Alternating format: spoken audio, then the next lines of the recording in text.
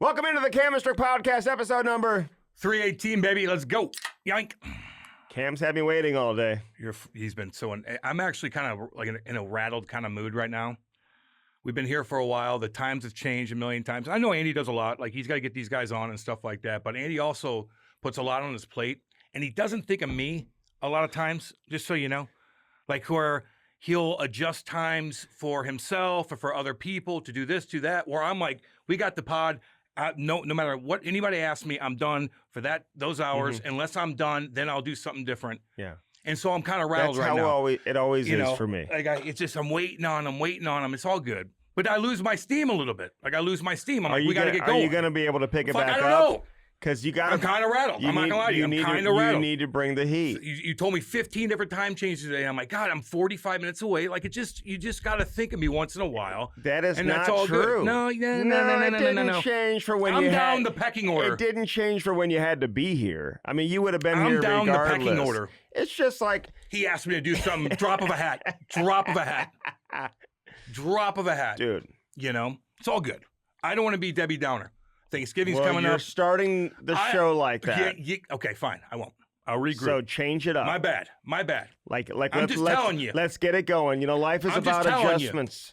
Let's go. Let's go, baby.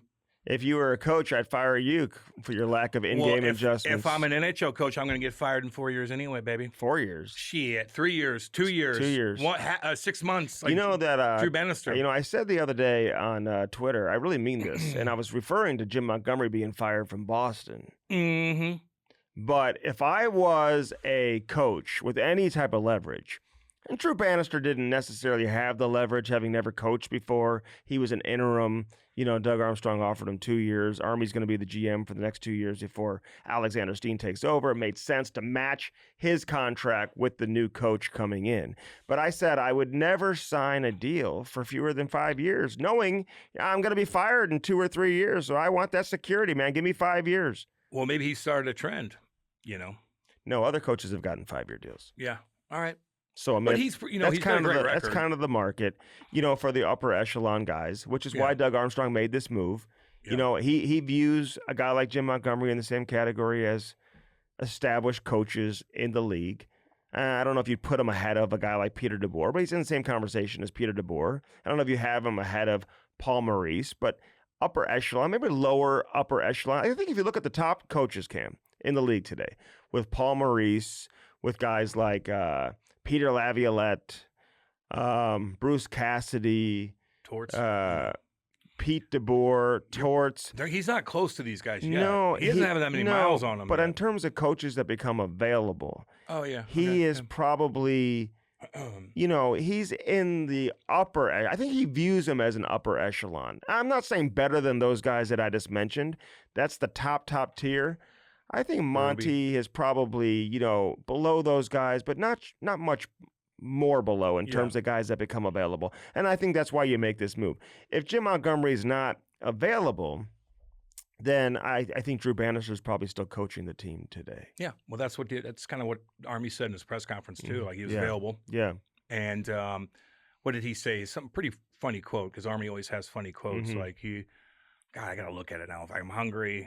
He was a T-bone. No, what was it again? That was Jim Montgomery had that quote. Yeah, what was it? Jim Montgomery said, he said to me on the phone, if somebody puts something delicious on my plate, I'm gonna eat it. Yeah. And I think this kind of fell into the laps of Jim Montgomery. But let me say this also.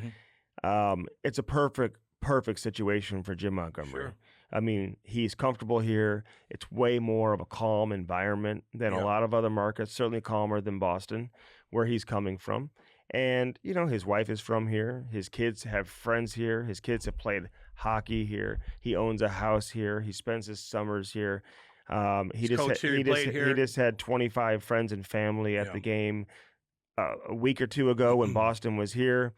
He played here. He coached here recently. It just was revived here. When your hometown team offers you a head coaching job, you take it. Yeah. I mean, how often do you have a chance to go home? Now, some people have asked me, like, well, do you think if the Blues would have won the game against the Islanders the other night that Doug Armstrong doesn't make this move now?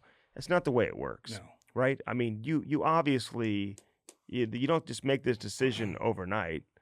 They knew what was going on. This obviously, was transpired over multiple conversations. And I think regardless if the Blues won on Long Island against the Islanders, it wouldn't have mattered. No. This announcement was coming on Sunday regardless. Yeah, 7-0 win wouldn't have mattered. And I remember Monty when he first started showing his face in St. Louis after he got fired and went through all his stuff. Like he started connecting with all the alumni. And we all hung out. He did his thing. We're doing this. We're doing that. He was skating with us. Yeah. Showed his face, and now look where he's at. Like he's in an awesome spot. He's an awesome guy. I remember being in the alumni room with him when Dallas was on television in the alumni room playing in the playoffs the year that he was let go. He was skating with us, and he came around and he was coaching, with his son too. Yeah. And doing all of that, and not just with the Blues, but even like when I was working with the Missouri River Otters years ago, like he was a player coach on the team. Like this guy played minor league hockey here too. And St. Charles, he's got longtime friends here in. It's when I first met him when I was working at a pizza place. Where's he from? He's from Montreal. That's right. So when I was working at a pizza place called Vito's Pizza here, you must have hated it there because there's so much meat and you had to put pepperoni on things. No, it was great, dude. Were you a vegan then? Delivery driver. Oh God. And you make money doing that. Oh hell yeah, dude. God, yeah. It was the best job because this was down in the city. So you weren't going to residential areas. You were only going to businesses. Okay. So we'd go to like massive orders. Oh, so every order had like a monster tip on top of it. These people wouldn't even know. Like it would have automatic gratuity on a bill that was over a certain amount. I still do that. And they would still tip me when I'd go drop it off. So I'd go to nothing but businesses, man. And it was awesome. But he, I think I can say it, his first wife was part of the family of the restaurant that I worked at, who owned the restaurant. So when what was it? Vito's Pizza, dude. Vito's? So he was working there, or I was working there, and he was there every night hanging out and liked to have a good time, and everybody would hang out and party together and have fun. What year was that? He was playing. This is like 99, 2000. Ah. Yeah. Interesting. Like 98, 99. Andy the pizza delivery guy. I worked at a couple different pizza places, dude. Yeah, dude. You can make good money doing that. Oh, yeah. I worked at Emo's, too, for a long time. Here in town. Lord. Local pizza place. So, but anyway, man, I'm happy Monty got the job. Of course. The Blues were so lethargic, Cam, and just didn't have a whole lot of emotion in their game. Not a whole lot of compete right now, and you just hope. I think that's the one area I think you'll see some improvement. I think you have to see it if you're going to really have. Well, he's going to dig into some of the success. Goal scoring with the Blues, which he definitely needs to do. Not to mention the special teams, too. They got some issues, man. They really do. Mm-hmm. The Blues do. Well, there's not a whole lot of identity right now, and I think that was the big question mark coming into the season. All these new faces. How are they all going to come together? What are you? And Drew Bannister had a hard time, really getting this team to play with any type of identity. How they start games, how they start periods, all that type of stuff. Right? You just didn't really see much of it. And but this hire with Jim Montgomery is not about. Like, it's different than when Craig Berube took over for Ken Hitchcock or for Mike Yeo. And they had a team in place that was good enough to compete for a Stanley Cup. People were talking about that before the season started. Pundits were saying they're going to be part of, several years even before that. How many times were people picking the Blues to win the Stanley Cup?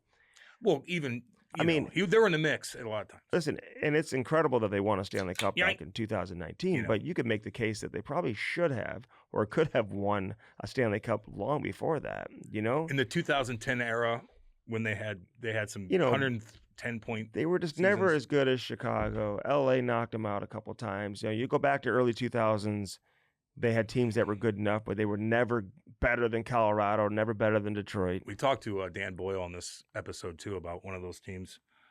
The Sharks, when they were the Blues were unbelievable at President's Cup 2000. They lose. We talked about Mark Bergevin throwing the puck in the net. Yeah, that was my first year, covering the team. The Blues had some. They were solid for so long. I mean, playoff on are they going to do it? They did it for so long, but they just couldn't find a way. Horrible upsets for years. Yeah. Years, baby.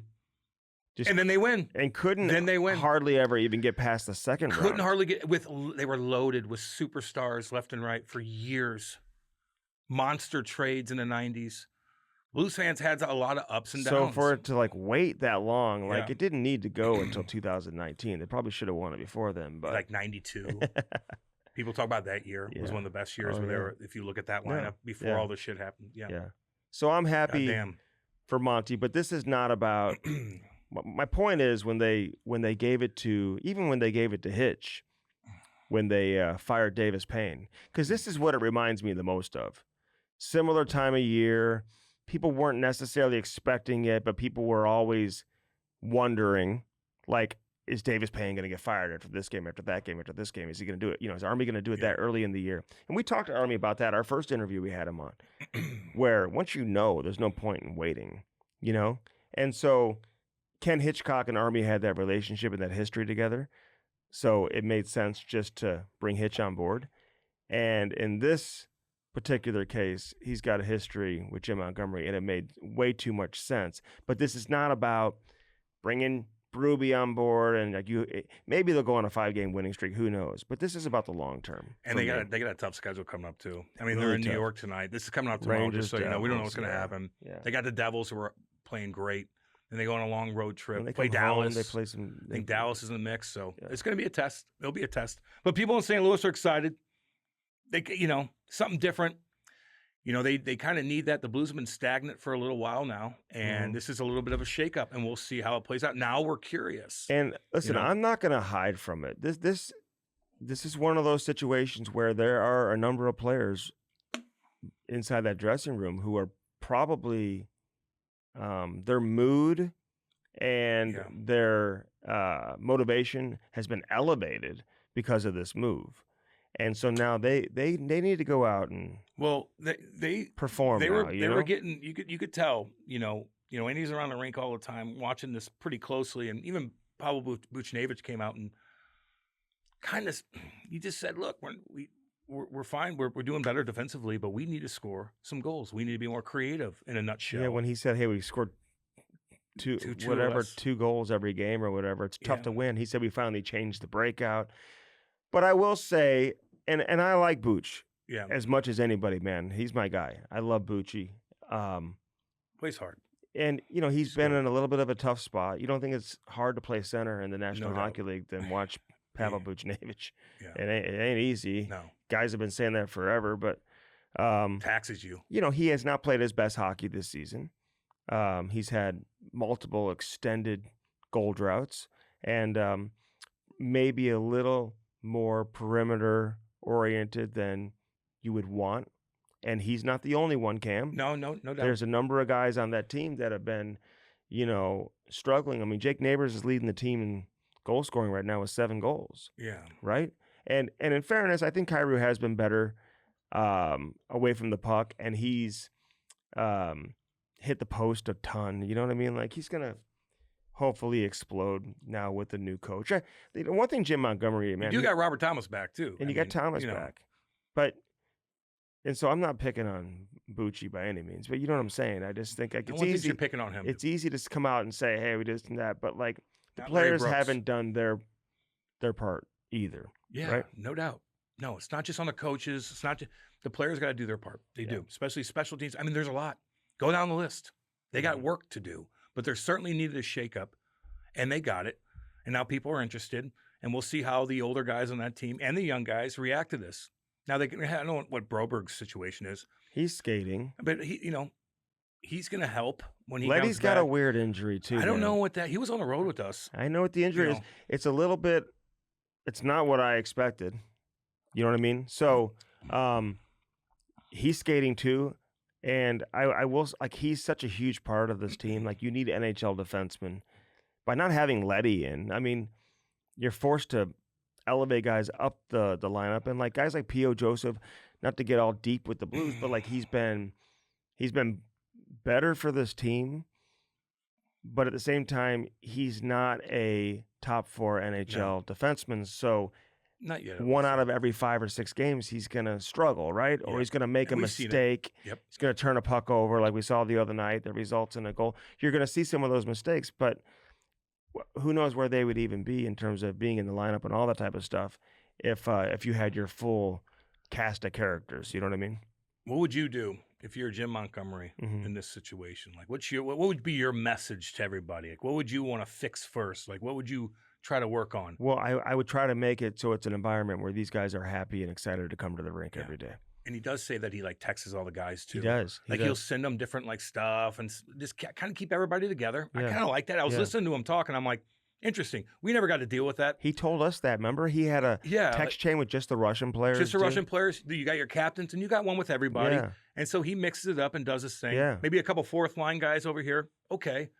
I was listening to that. I'm like, interesting. I had a player tell me recently, like in Boston, like he kind of gave it to the team, and he signaled out one player, and kind of, I don't want to say embarrassed the player, but he called out the player in front of the team. And then he called the player that night, and they had a long conversation. And that's all you need then. You know what I'm saying? Just don't ignore me for 2 days afterwards. Right. I'm shook. I want to be better. All these guys, man, it breaks you down so much. And sometimes you just got to, here, I'll help you. I got that. That's all it is. I told you sometimes when the coach would walk by, just not say anything. And I know they're busy. I get all that. But just little things like that, text message thread, whatever the hell it is, we're all together. I don't know. I'm excited about it, man. I like Jimmy. He is capable of getting great production out of his best players, too. I know this year isn't a good example because Marchand and Pasternak haven't performed at the level we've seen from them in the past. Same thing with McAvoy. You know, he hasn't had as good of a year as what we've seen from him in the past. But he has shown that he can coach top players hard, right, when necessary, and get them to respond. So. Well, I think he overachieved in some of those years where they were just winning games. I mean, were they that good? I think they were pretty good. You know, I don't know. I thought they overachieved. They ran into some guys in the playoffs, including for the Panthers. They had a 3-1 series lead. You know, like they're... You know what I mean? And they lost. You know. And they lost Game 7 at home. No, it's tough. And they had a 3-1 series lead. Florida was the 8th seed. I know Florida was a damn good team. They went on to go to the Stanley Cup final, and they won it the next year. Yeah.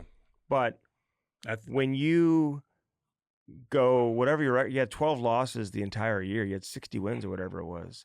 You know, like... I mean, they're coasting through teams. Like, crazy. You should not be losing a playoff series. You have a 3-1 series lead. That's all. Well, no shit. I mean, that's all I'm saying. No shit. People thought he was going to get fired for that. You know, there's rumblings and stuff, but just a lot of the coaching carousel is crazy in NHL. Like, look around.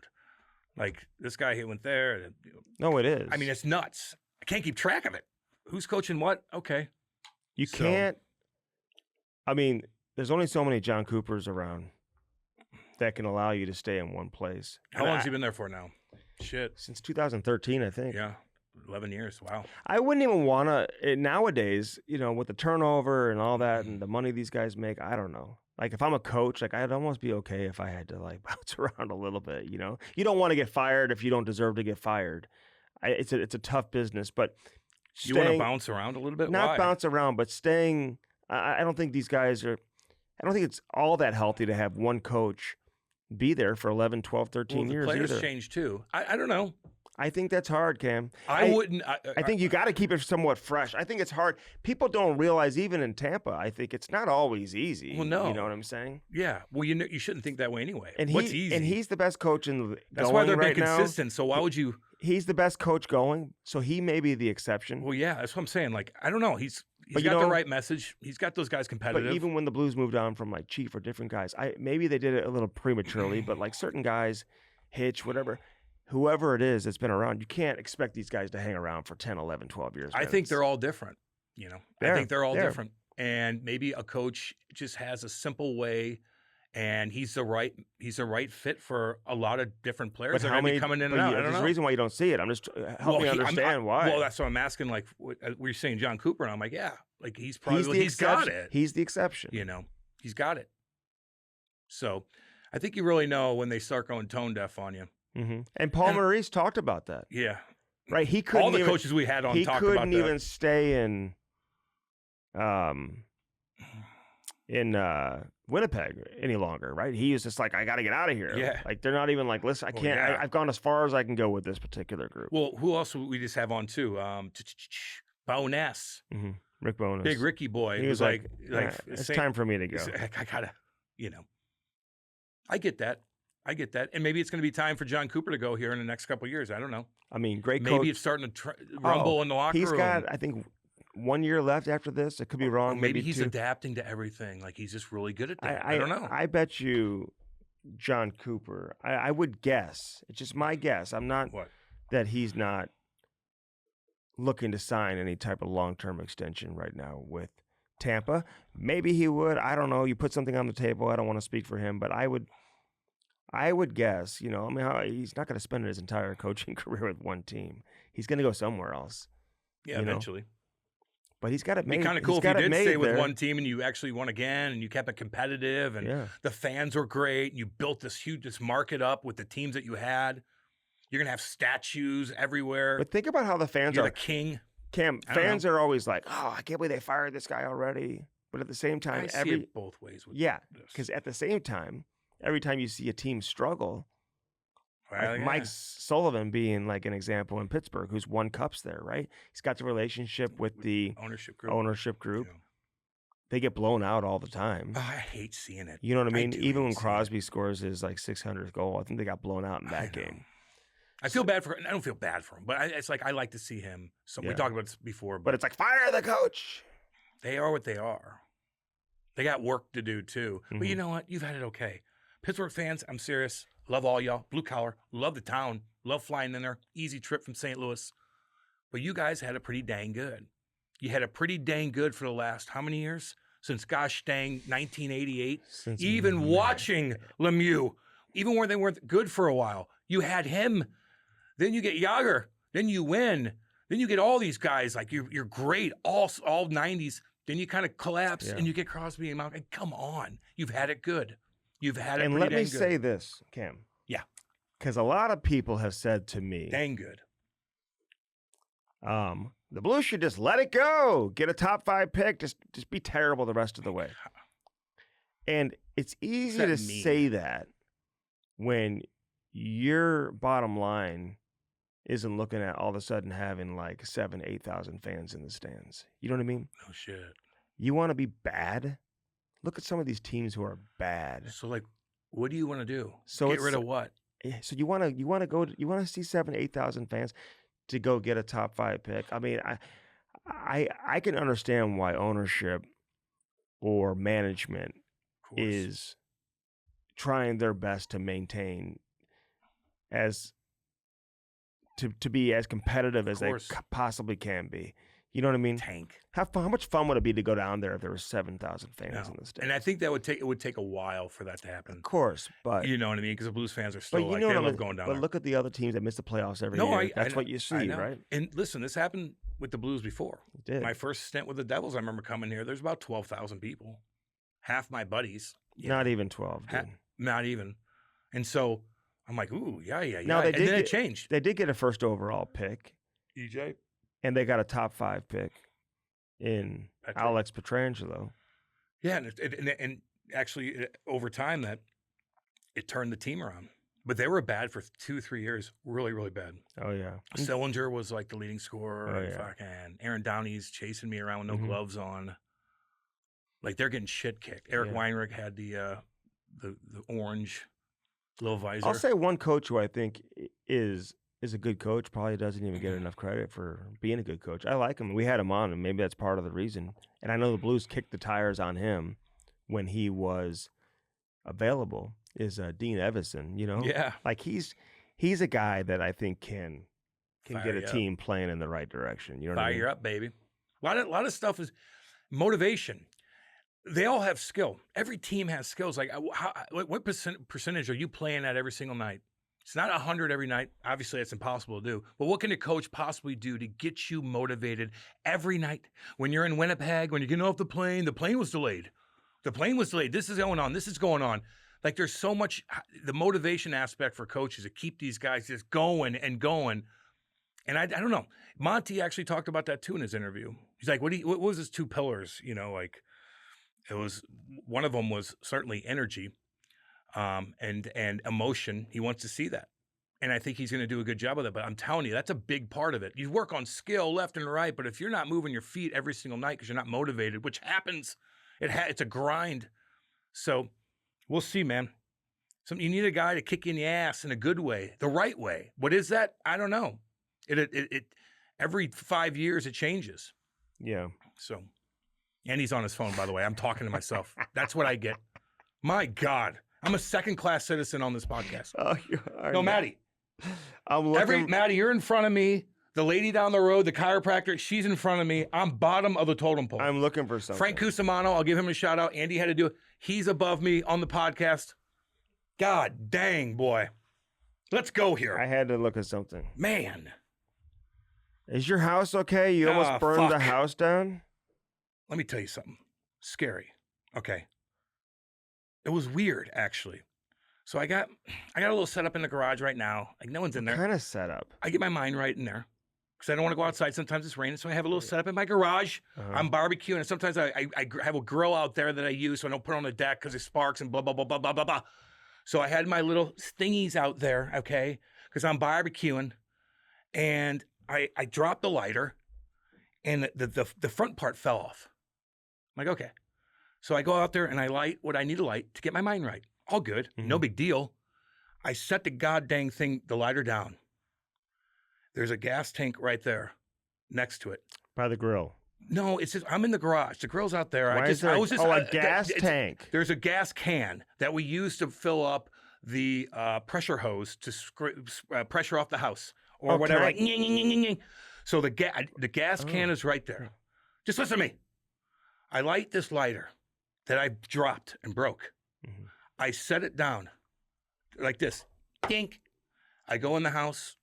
Shut the door. 3 minutes later, Kate opens the garage up to get something. She goes, Cam, come out here, come out here. I go out there. The lighters literally has a volcano of fucking sparks and fire. And it's falling over the place like, bah, bah, bah, bah, bah, bah, bah, bah, bah, bah, right next to this gas can. Oh my God. And it's like lighting my hands. I'm like, oh, God almighty. Jumping over the place. It's like, it's freaking out. It's Get some spilling water, dude. Where? Water? Okay, give me some water. But it's freaking out. I can't. I get it to Step stop. on it. So I grab it and I take it in the house. I finally open the garage door up and I throw it in the driveway. Get some water and I dump it on there. Like it almost hit the fucking gas can. It exploded. Oh, Anybody ever had that Jesus. issue? Let me know. No one's ever had really. God, and Kate's like, we were rattled after that. Yeah, you should be. Kate's like, it kind of got mad at me, and I'm like, oh yeah. I don't know what I did really wrong, but the gas can was right there. Didn't notice it because we were doing whatever, and I just forgot. You gotta be careful that in thing, the garage. It exploded. It started spitting out all the fucking lighter fluid and just like, oh my chaos. Can I borrow? Rattled. My buzz gone. Borrow your power washer? Gone. Kate was like rattled. We were in like the mood. We were gonna, God damn. Can I borrow your power washer? No. Like, do you mind? Just bring it over. You come get it. Put it in the back of your Audi. That's sad, man. That's crazy. It's not sad. It's fine. Well, it's just kind of like Dan Boyle's house got burnt down when he was in Tampa. You'll hear that story. That. Mine was just a wake-up call. So how was your weekend in general? It was fine. Mm-hmm. I barbecued and stuff. Almost burned the house down. Did a couple things, but not much. You watching football? Yeah, I did. Shedeur lost. Shedeur. I felt bad for him. Although he's cocky. He did that thing on the guy with the kid with the sideline. I remember he grabbed the ball. The ball boy. I told you about that. But the ball boy kind of was probably chirping too. Who knows what the fuck happened with that? But Shedeur got rocked by a Kansas linebacker, I think. Did you see that fucking hit? Like the dirtiest hit I've seen in a long time. What do you mean? No call. Was it like an interception? No. Shedeur's like, what's up? Threw the ball. This guy, 5 seconds later, comes in and literally nosedives head first right into his knees and goes, bam! In his knees. Knees. Shedeur goes, whoop, blah, bam! No call, anything. I'm like, that could have fucked his whole thing. He would have been very loud on social media. Oh, what's he saying? He's a target. Political? He's a target. Political stuff? I'm just saying he's a target. He grew up. He didn't have any advantages. You feel bad for a guy like that. Come on. He was a stud since he was 2 years old. He was crowned king anywhere he went. His whole childhood. His dad never gave him anything. Are you kidding me? Does he feel sorry for himself? Is he a victim?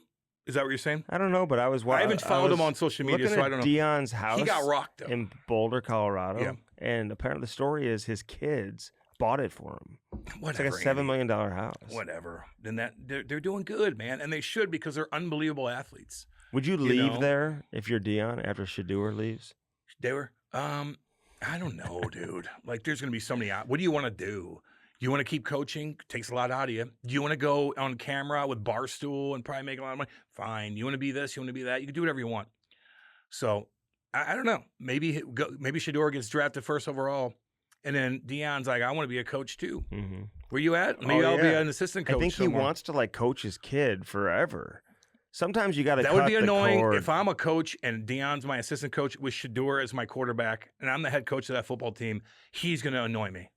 What if you're like another star player on the team and like this other guy, the quarterback, the rookie quarterback, his dad's the head coach? I'm not even saying head coach yet. I'm just saying like no, he wants to be the head coach. Yeah, I don't know. They're saying the Dallas Cowboys may hire him as the head coach. It's drama. I want him to do it, and I want him to coach Shedeur. You know, and hopefully Travis Hunter somehow. That's not going to happen. But who would you take first? I would take Travis Hunter. Travis Hunter. I know.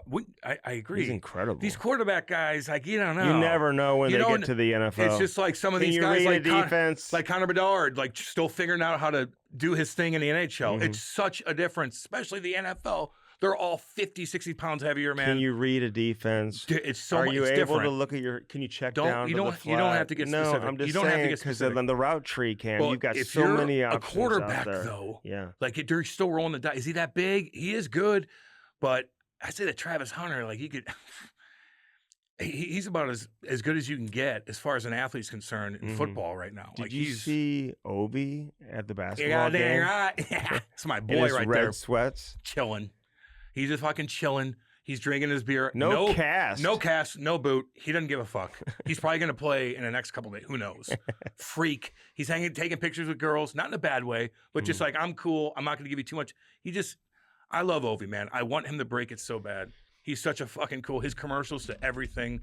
Ovi's the coolest. Do you think he's having some of that Russian gas shipped over? Fucking gas yourself up. I'm asking the question. They all should take it. I shouldn't say that because I don't want anybody clipping it. But whatever. I don't even know. Is he having some Russian gas shipped over? I'm asking. He's probably got things that he takes, not that I know, that aren't detectable yet. Mm-hmm. He's getting drug tested, dude. Like they all are. Like they're not. They don't fuck around with that. He told the trainer when he said, "Hey, we're gonna have to put a cast on your leg, on your broken leg." I think he just no cast. Like, no, he's not gonna be like, get me healthy, and it's probably like, no, you'll be okay. Or maybe he did have a cast for a bit. It's a great situation for him to have a broken leg versus like a torn ACL. Yeah. Did Wilson? Who was it that kind of ran into him? Some kid. McBain. He's a tough kid. Yeah, and then he just hit him. Wasn't dirty. No. He just tripped and hit him. And then Wilson fought him. Listen, you're gonna, you don't want to hurt Ovi like that if you're a player. Fall into his fucking leg. Oh my God. I'd be like, fuck. How do you think if I hit him hard and I hurt him that way and it was clean, so be it. So be it. But if I fall into your leg. Because you know what? Because Obi's going to come. He's looking to hit you. Obi's going to, yeah. And I'm like, you can't play him soft. Dude. You're trying to win. No. I don't want to fall into his leg like a jackass like he did and then fucking buckle his leg. I'd rather hurt him in we're colliding and I got you. Or whatever. I gotcha. Or a slap shot. How does this impact his chances of breaking? Andy, I don't know. When are you coming back? It's going to impact. Of course it is. He's 40 years old. Maybe for this year. You think it really? We want it this year, though. You never know what's going to happen. He might get hurt again. Listen, when you don't get hurt that long, all of a sudden you do get hurt. Yeah. He got hurt last year too, didn't he? I think so. All of a sudden you do get hurt. And you get hurt again and again and again. Then you're like, fuck me. So I just want him back. I want him to try to break it this year or get as close as possible. Just in case shit starts to turn on his body, which will happen. He's in a good spot to be able to suck it up for a bit and then squeak by and break Wayne's record. I mean, Andy's on his phone again. Sorry about that. Am I bothering you? My God almighty. I wanted to look up something real quick. Ultra annoying just to make sure nothing happened over the weekend that I missed. Ultra. Conor Bedard has 3 goals, 12 assists, 15 points. Put him on the Four Nations. The Four Nations. Sounds like... Put him on Team Canada. Four Nations. What is that? It's like a reservation. It sounds like it does. Sounds like a reservation. I know. Which are hardcore. Don't disrespect people. Oh You've my God! You've never been to a reservation because I think I know what you're saying. I went you drove by it when you saw a concert. You drove by. You didn't. I went to concerts. Sweat lodges. Hey, I did a number of things. There's people that I'm just telling you, Navajo territory in Arizona. They're shit kickers. And I was with reservation dogs, res dogs, everything. And he went to a concert. Sweat lodges. Don't disrespect. Dude, Andy went to a concert. I'm just telling you. It sounds stupid. It sounds stupid. The truth. And so I went to several concerts on the land. And some of the best concerts I ever saw. I did a lot of camping on the reservation as well. So let me ask you this, because I tweeted something out. I think it went viral. I doubt it, unless it's a fuck up of a trade. How do you define viral? Probably 1 million. Oh, that's got to be 1 million. Yeah, truly viral. Million, that means it's like 1 million what? Views, maybe Oh, more I've than had that. I thought you meant like likes or maybe comments. I don't know. If it's big, it's big. Okay, so. A lot of people are saying that he should be on the Four Nations, and it's like, put him on the 13th, put him as the 13th forward to prepare himself for the Olympic team. I mean, at this rate, he ain't even on the Olympic team. No, okay. He's not even the Spangler Cup. Now, he probably will make the Olympic team. And listen, we like Conor Bedard. Of course, man. We talk about him all the time. It is what it is. I mean, we're talking about Canada, who could field 2 teams. Yeah. And there's a lot of players that are really, really good. Superstar players, all-star players, who are way more deserving over the guy who has 3 goals and 15 points in 21 games. He leads the team in scoring. He doesn't have much to play with there in Chicago. I get all that. But I'm just saying it is what it is. And if you're putting together this roster, it's okay if Conor Bedard doesn't make it.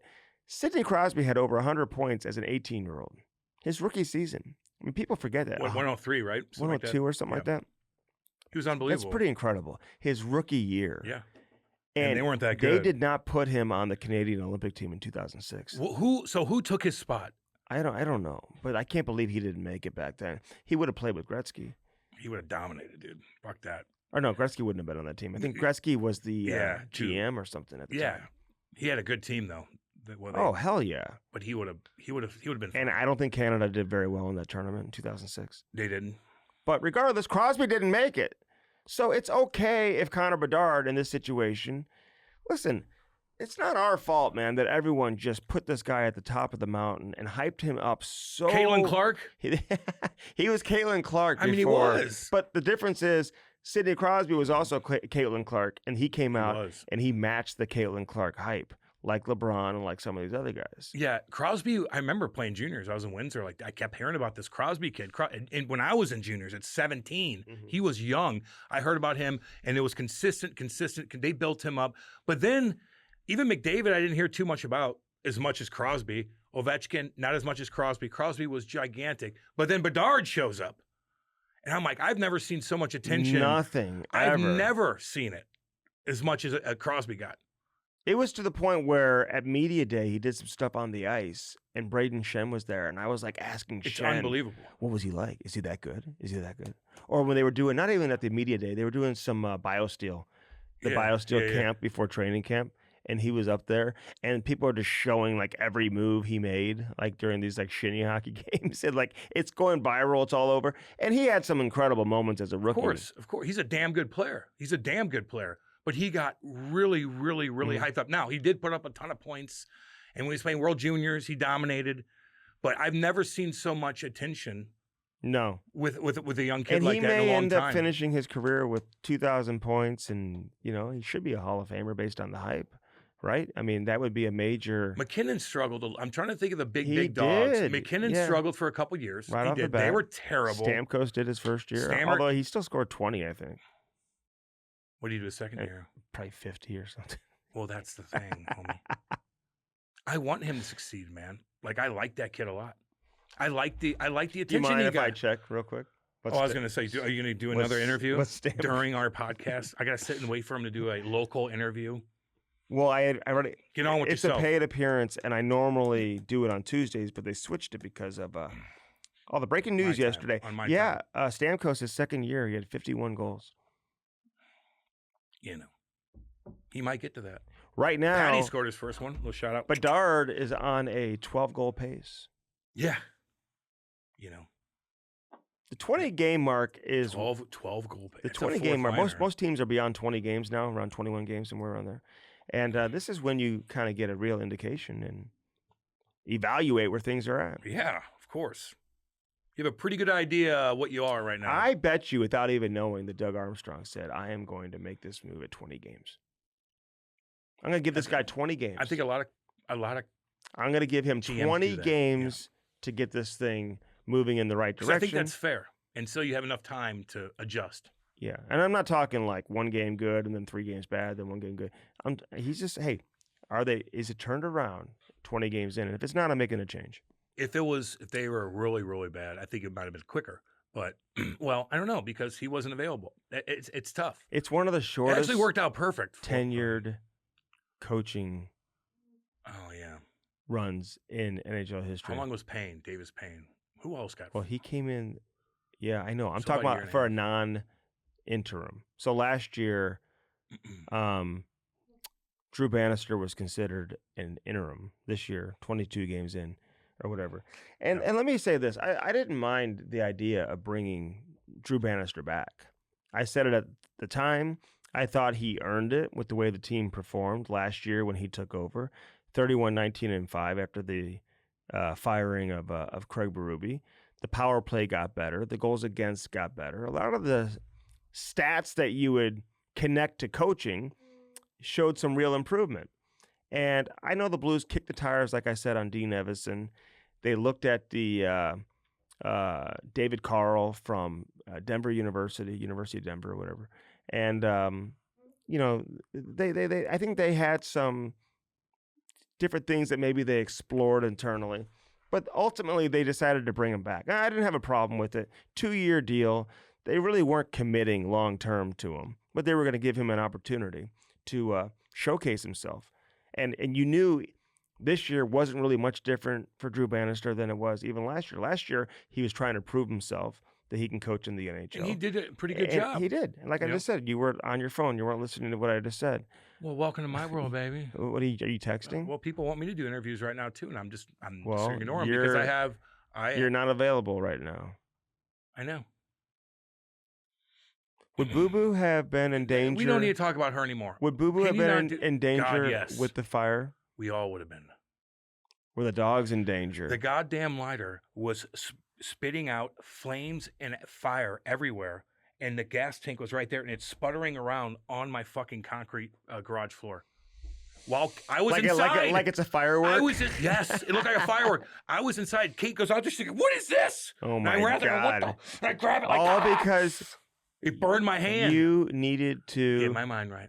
And not about a bitch. Isn't that selfish? I guess. Dude, why would you go in the garage? Like I told Kate, like, you go in the, we have to miss something. Why don't you go on your back deck? I just had it close because I had my No. You ask, go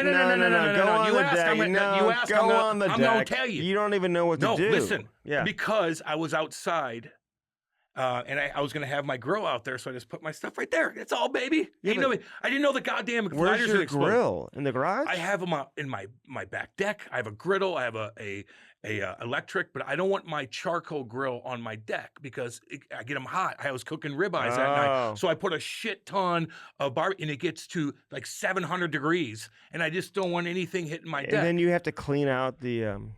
And I just don't want to have to take it off the deck to clean it out a lot too and whatnot. I just like it out in my garage. Okay. It's just easier. That's just when I cook that kind of stuff. I do it out there, and I'll cook stuff on my griddle.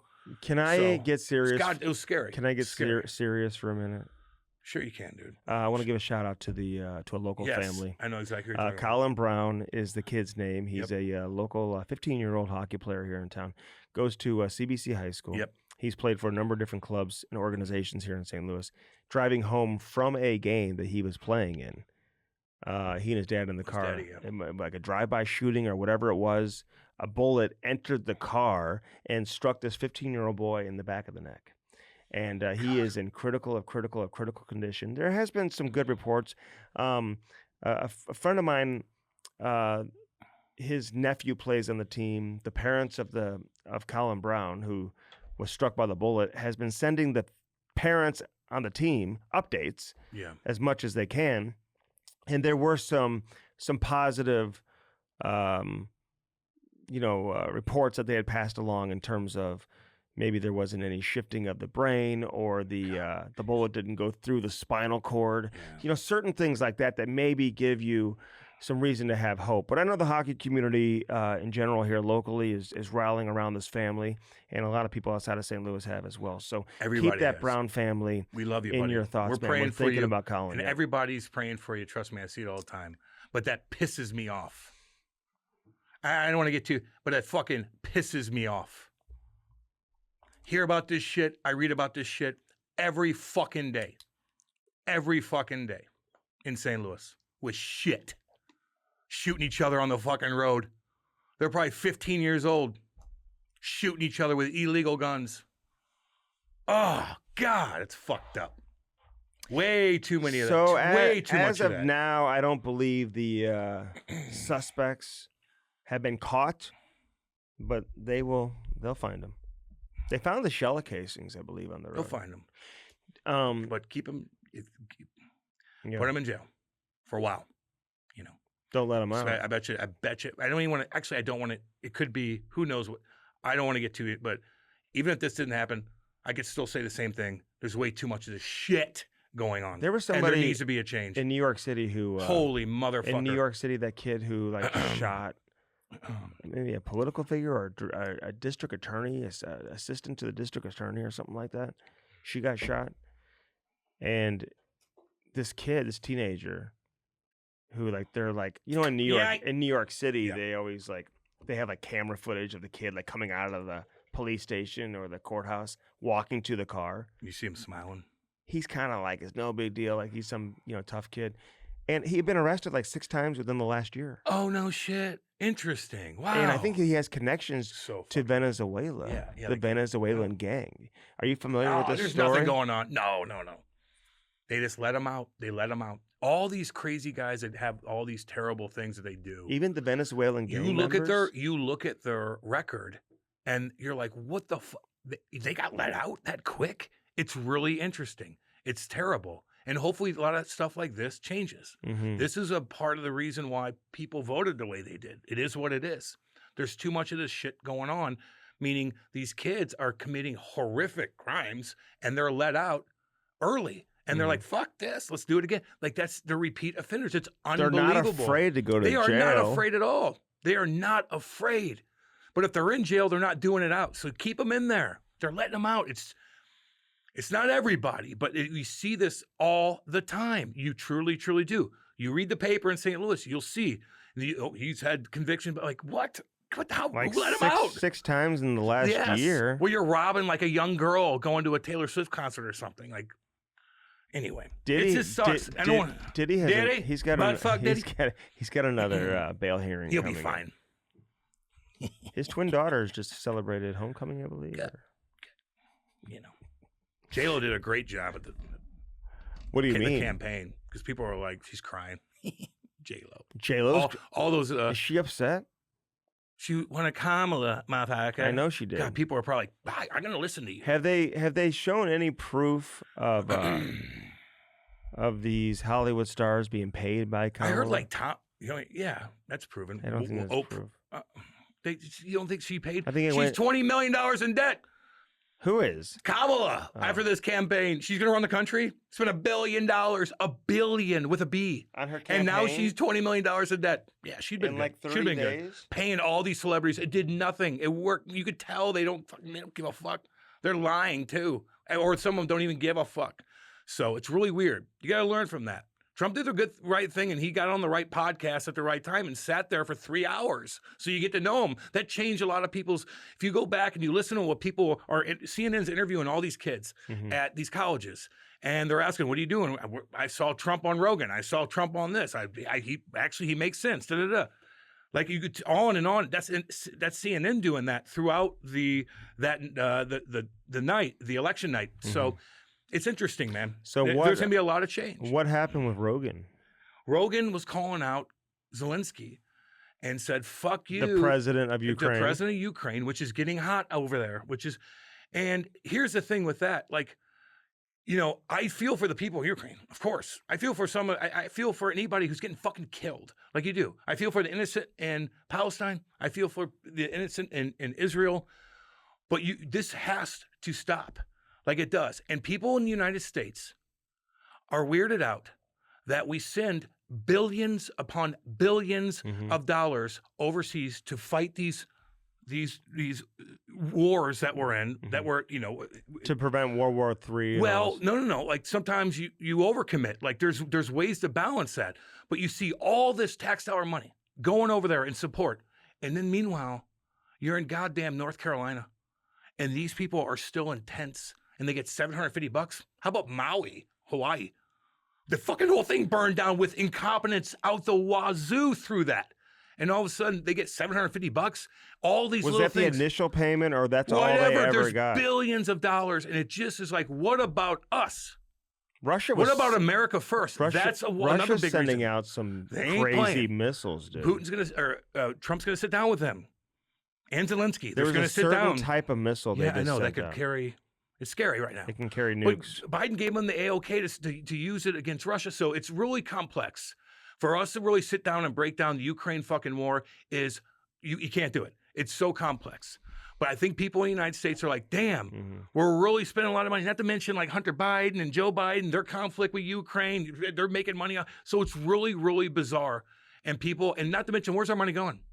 Do we have any receipts on that? Hey, to audit any of it? Where's it going? Is it going to other terrorist group too? Like, we don't know. What if Trump pardons Hunter? I wouldn't care. Hunter's fucking whatever, man. He's just saying yes to his dad. His dad's like, here, I want you to, like, sure. If I'm Trump, I'd pardon a bunch of people. Depends on who it is. How many pardons are they allowed? Hunter Biden never said anything about Trump. I never seen anything. But if I'm Trump, though, I wouldn't want to. There's certain people I'd want to cause chaos with, and there's certain people I wouldn't. Okay, how many pardons are they allowed? I don't know. Don't know. Here it comes. Here it is. Look it up real quick. I don't know. But okay, so Zelensky, why?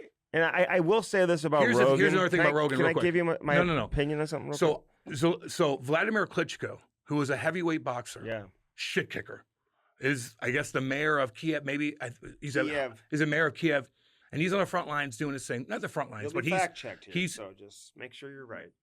If I'm wrong on some certain details, it is what it is. Again, but he called out Rogan on Twitter.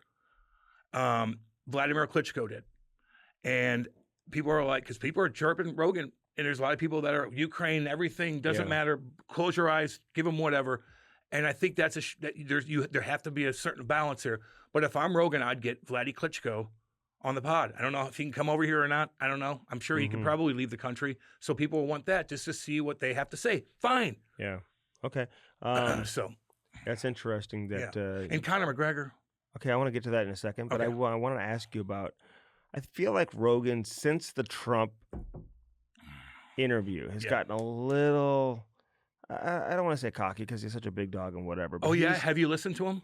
You haven't listened to 1 second of any see a lot of his clips. His clips are clipped off, just like we look stupid with our clips sometimes when they clip us off. Like you didn't even get half of the fucking conversation we had. That's why I always am weirded out when we'd clip each other off. And I'm like, fuck, I didn't mean it like that because I said something right before that. So I don't know. Rogan's pretty fucking cool. And he didn't want Trump on for a long, long time, dude, because he didn't want to get political. He's become and then all of a sudden he's like, fuck this. He's like he's gone out of his way to be such a Trump supporter since. Well, maybe Trump did that. And maybe he looked at the other side and was like, I have to do this for my country. And Dana White. Yeah, Dana White's been friends with him for a while. Yeah, but like But you think it's just like, doesn't you're not Joe paying work him. for Dana? Joe doesn't work for anybody, dude. Dana's paying him, but he could get whatever he wants from whatever, dude. Like, that's not like if I say something wrong, Dana's going to fire me. I think Dana probably had some influence over getting Trump on there with Rogan. Maybe. Yeah, no doubt. But I think Dana was pushing that a while back, too. But don't look at Rogan like he's getting coerced by some political party because they're paying him to think away. He doesn't fucking play that game. Do you agree with everything he says? Fuck no. He says some stupid shit. The fucking moon landing and all. I'm like, what? He gets deep, man. When you have so much information coming at you all the time, because you have all these smart people on, and you dig in, it'll drive you fucking nuts sometimes. All right, so what happened to Conor McGregor? Oh, God. Cam brought in like an agenda today of like different things he wanted to get into. Because I like the con dog, okay? Like, I liked him for a long time. Now I'm like, good God, you're just fucking too much. And I think he's ruined. And I feel bad, but I don't feel bad for the motherfucker. Who's he trying to so fight? Who cares about that? So he got a civil lawsuit. He's had to pay $280,000 to this girl. Not that it matters, because you're still cheating on your cool wife anyway. You look like a fucking idiot. She's not even that good looking, and you're cheating on her. Your wife's probably fucking running around doing her thing. She's in a good spot, but like you've done this over and over again. That poor girl's been with you since day one. That part pisses me off more than anything. I don't know. It's just you need to fucking chill, man. Like all the good that you've done in the MMA world, you got all these people watching it. You're falling off a cliff right now. Bad. You look goofy when you're out. You're fucking grabbing that girl's ponytail the other day and right next to your wife. You're fucking banging these fucking girls that are trying to get a hold of you on Instagram. Like, what the fuck are you doing? You roll when you're that big, you fuck a girl like that who's like leaving her husband to come see you. You're rolling the dice so bad. Who's doing all this? McGregor? Man, what am I doing? Maddie? Wait for you all goddamn. Don't even listen to me. Andy just wants to do his show. He'll talk the whole time. I'm done. Yeah, okay, let's move on. And he might lose all his money. I have something else we want to maybe get into if you want to get into that. Is it story time? I want to give a shout out to Jumbo, man. Joe Thornton. He is so cool, dude. Yeah, he is. I loved his speech. He's unique. He's kind of like a garden gnome, who just kind of pops in and pops out. He's like a leprechaun or something. That makes no sense. Like a garden gnome. You're not very creative when it comes to spiritual, No, he's just a fucking goofy. Yeah, like I remember superstar. When I was traveling through the islands of Hawaii and going into the rainforest camp, our camp, and there would be people just meditating and Om Shanti and doing all that in these storms, happier than ever to be in that condition, in that situation, and I feel like Jumbo is very similar. And when you watch this interview with his dad, Wayne, that Jason Demers did, who just came on our podcast, and I'll give Jason a shout out, did a great job with this sit down, man, with Jumbo. And it tells you kind of all you need to know about Jason, too, the fact that Jumbo let him come out and be the guy to do this interview, right? But Jumbo's cool, man. And I tried to get Jumbo on a couple of different occasions here on this podcast. Always gets back to me. Couldn't be nicer. He's like, I got nothing to say about it. Yeah, you do. But he does. But but his dad, dude, has this farm, and he said, "Yeah, I told John, I told Joe, I said I found a farm. I found a farm you're gonna buy, the farm." And like they're from St. Thomas, as Canadian as you can get. Love that. And they've got this incredible barn. You got to go check out the video that's on YouTube. Check that out. But his dad said he would watch every game. They would get to about 40, 45 games a year, which is a lot of travel. That's a lot, They drove everywhere. He said he went to every NHL city except Seattle, which was not in the NHL at the time when Joe was still playing. So they would travel everywhere through the snow, the winter, going to San Jose, traveling through the mountains in the winter is not easy to do. Well, they drove the whole time? Oh, always drove. They're old school. That's awesome. They are so old school. But he said that he would, when Joe was a kid, they would talk after, and he would drive to all the OHL cities too, to the Sioux and all that. But he said what he would, after his games, they would talk. And Jason was like, "Oh yeah, I'd have that talk with my dad after the games too." And sometimes if he was in a bad mood, he'd be like, "I'm going to bed," because it would be late, in the East Coast where they're from, versus the when the game would end out west. He's like, "We'll talk tomorrow." Then the next day we'd calm down, and then we'd have our talk about the game. And Wayne was like, "No, always positive. I only said positive. I never coached him. Just positive. And Joe was like, stopped. Like, yeah. Oh no, we only had positive conversation. So you can see why some people are the way they are. But I don't know many hockey dads that are like that. Well, when your son's scoring 138 goals a game, it's just positive. Like it's pretty easy. He's the first overall pick in the NHL draft. Even his bad games, he still has 4 points. Probably his whole life. You know what I mean? Yeah. So, but that's pretty cool, man. I like those blue collar Canadian families. That you go up on trips with, that you stay with when you're playing in AAA. They're just so sweet and cool, and they're just kind of just mellow, Like I like that. They just bake bread at home. Bake bread and everything's good. Like I love. They're making butter tarts. They're just at home. Sweet people, man. Yeah. There's a million that couple that's Canada. It not is. Everywhere. No, not everywhere. But what I've experienced, that's them. Yeah. And I love it. Yeah. And you know what? It's like Midwest people. And I haven't like lived in Canada like you have, but like have experienced a lot of Canadians and gotten to know a lot of families of NHL players. And the parent, they're usually like that. They are the coolest. You know what I mean? And I've been to Canada a ton, whatever. Like it's but you know when you're in these big cities and whatever, it's a little bit different. Who was I with? I was up in last time I was in Montreal. I met the billet of Tanev. He was partying with us all night. Tanev, when he was playing in, I guess, the Quebec League, stayed with this couple, and he was just so fucking. I'm like, God, you would have been a cool billet dad. And then Tanev's taking his whole family out for dinner. Like, it's pretty cool. Yeah. Drove down to see him play. I hear the Quebec League is terrible, by the way. I hate saying that. Compared to what? The O? I hear the O is pond hockey. Oh, yeah. It's all changing. It's college. College is the best. Yeah. But, you know, right now, although it's older, that's why. It is. They're 24 you know what I'm saying? Years old. They could be 24. You know? So, but there's a lot of players in the O that, you know, I know everyone's saying, hey, you know, all these guys are just going to come to college. A lot of guys would struggle making that adjustment too. Going from the O to college is not going to be an automatic adjustment for a lot of players. Well, I would think about going from college to the NHL. That's the hardest thing. You think? Yeah, the OHL is a grind, dude. It's more of a grind than college. College, you go there, you play on the weekends, and you drive private jets sometimes or whatever, like nice jets. That's an adjustment. That's a good adjustment. I think going from anywhere to the NHL would be. I'd say college would be the easiest thing to be able to adapt to. Practice all week, and then except for school part. But when was the last time one of those college football players had left his college because of grades? When was the last time? No, they all have good grades. Honor students. Everybody's passing. Yeah. So anyway, I think maybe that's. You ever had like the star quarterback of like a top 10 and a like NCAA team be like, guys, our quarterback's unavailable this week because of grades. Sure. They're all straight A's. Brilliant guy. Didn't do a goddamn thing. When's the last time? They don't even go to class. They're just sitting at home. They don't even go to class.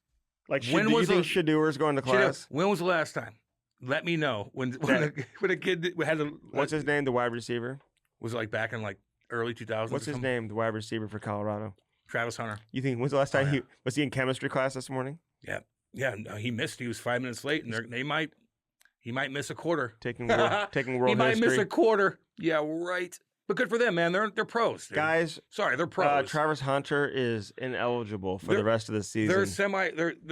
They're pros, but they're not the NFL yet. They're pros, though. I look at them like pros. Fuck that. Essentially. They are. They're making money. I mean, listen, Deion Sanders brought in that he looked like a linebacker or something who's wants to be a firefighter. Did you see that video? No. And so he said to Deion, would you be willing to talk to the firefighters here in Boulder, whatever the Boulder Fire Department? Yeah. And because this kid is trying to get a job with that fire department after his college football season. Like, he's not going to the NFL or anything. So Deion does this Zoom with the fire department and whatever. Then he invites the entire fire department to come to practice and stuff like that. I like that. That's all you got to do, very baby. Cool, Be man. cool like that. Yeah. There is a kid that is going to make like $12 million. Quarterback. I think it's Michigan quarterback. He's going to Michigan. He just turned down LSU. Portnoy's throwing $3 million. I think they got like a billionaire donor up there. He's going to make like fucking 12 What if he's a bust in college and you paid him tens of millions? Well, you don't think they're thinking that too? Like, that's goofy money to them. That's their hobby. That's their pet. They love it so much. What's they probably their went pet? there. Michigan football? You got dang right. You go there. I think it's a girl that went there that dates a billionaire. This Asian girl, kind of hot and probably very smart, went there, and now she's like such a fan. Why do you say that? Because if you look at statistics, Asians are god dang smart. They beat a lot of fucking other ethnic groups in a lot of Do you know that my neighbor across the street got 100% on the ACT? Yeah, he's from India. No. They're smart too. He's Asian. And he also we know about he had 100% of the ACT and he was a golf state champion. That's pretty cool. So who's chirping that? I mean, my neighborhood. Does he cut his goddamn grass? No. That's the thing. And he's got the nicest house in the subdivision by far. They got to keep up with you, and they don't, you know. I never had a nice yard growing up. Did you? He grew up in the projects. Did you? Yeah, man. I did. We were always lived way the fuck out in the woods, and Did you we like lived way out there. have like a manicured lawn and everything? We did on our second house off of St. Andrews Lane, off of Lynch Road. It was a third house on the left if you go up there, and we had a huge. My dad had a big tractor that I used to drive when I was a kid, just like a nice, just 1-story house. It was cool. A lot of room to run around and do stuff. Like, damn right. Yeah, I had a good upbringing when it comes to that. A lot of diversity out there. No, zero. Cam's so sheltered. Zero. I was until I wasn't. You know. Damn right. Yeah. No. Everybody's bad. Everybody's what? Don't trust anybody. Oh, I look at statistics. I'm a stat guy now. Are you? What do you mean? Don't trust anybody? There's Hoosiers out there that'll rob you so fucking fast your head will spin. They will get you. My neighbors behind me were fucking meth heads. I remember seeing weird shit at their house, man. Mm-hmm. They were fucking Hoosier Central. Yeah. But I liked the kid. His name was Gary. He's the nicest kid, but the rest of the family was fucking. I came home crying one time because his stepdad was mean and he fucking yelled at me. He took me one of them track where I used to down there and I kept shaking my feet on the bench. He goes, "Stop shaking the fucking bench." God. When I was like 6 years old. Oh my God. And he was jacked up on shit. I remember seeing him as a kid getting jacked up in the fucking room. Oh my God. And I remember I told my dad, I come home fucking crying. I was stuck with this guy. Who knows if he was drinking and God, he probably drive us so fucked up. And my dad had a talking to with him.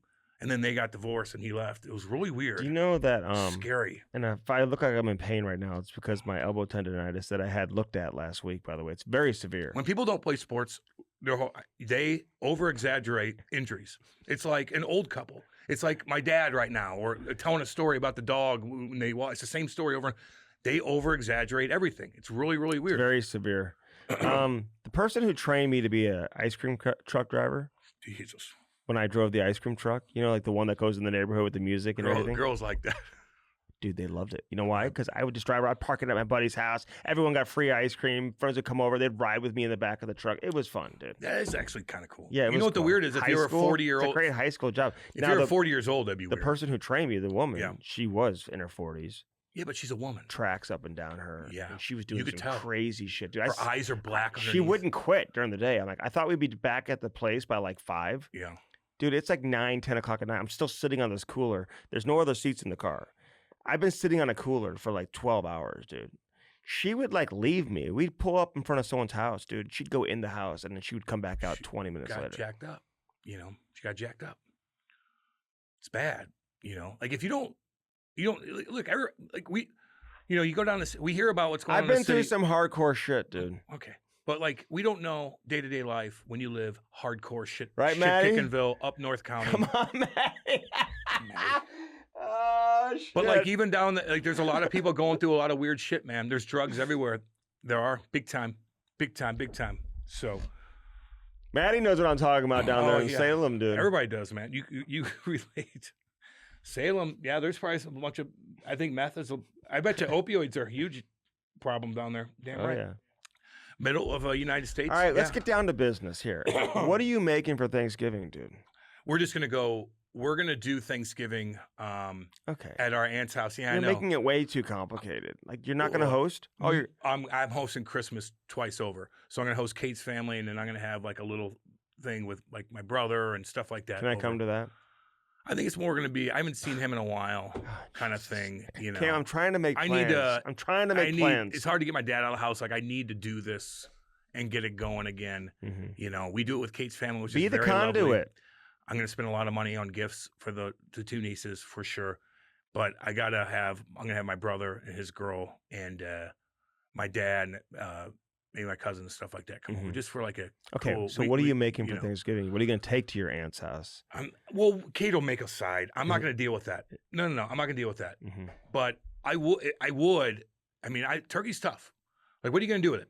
You're gonna brine the goddamn thing. If you really want it juicy, baby, you brine that some bitch overnight at least.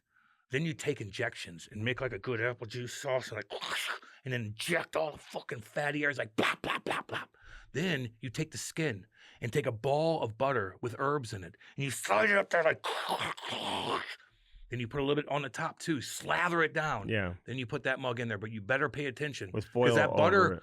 the butter will burn. So you got to have it low and slow and do your goddamn thing. You got to keep track of that cook it son of a over. bitch. Cook it overnight is what I would do. Do you know last year? Wait. Yeah, I would start cooking. It doesn't cook. No. The night before. You cooking the night before of the turkey. Doesn't take that long. Really? Oh, you got to cook it all day long, dude.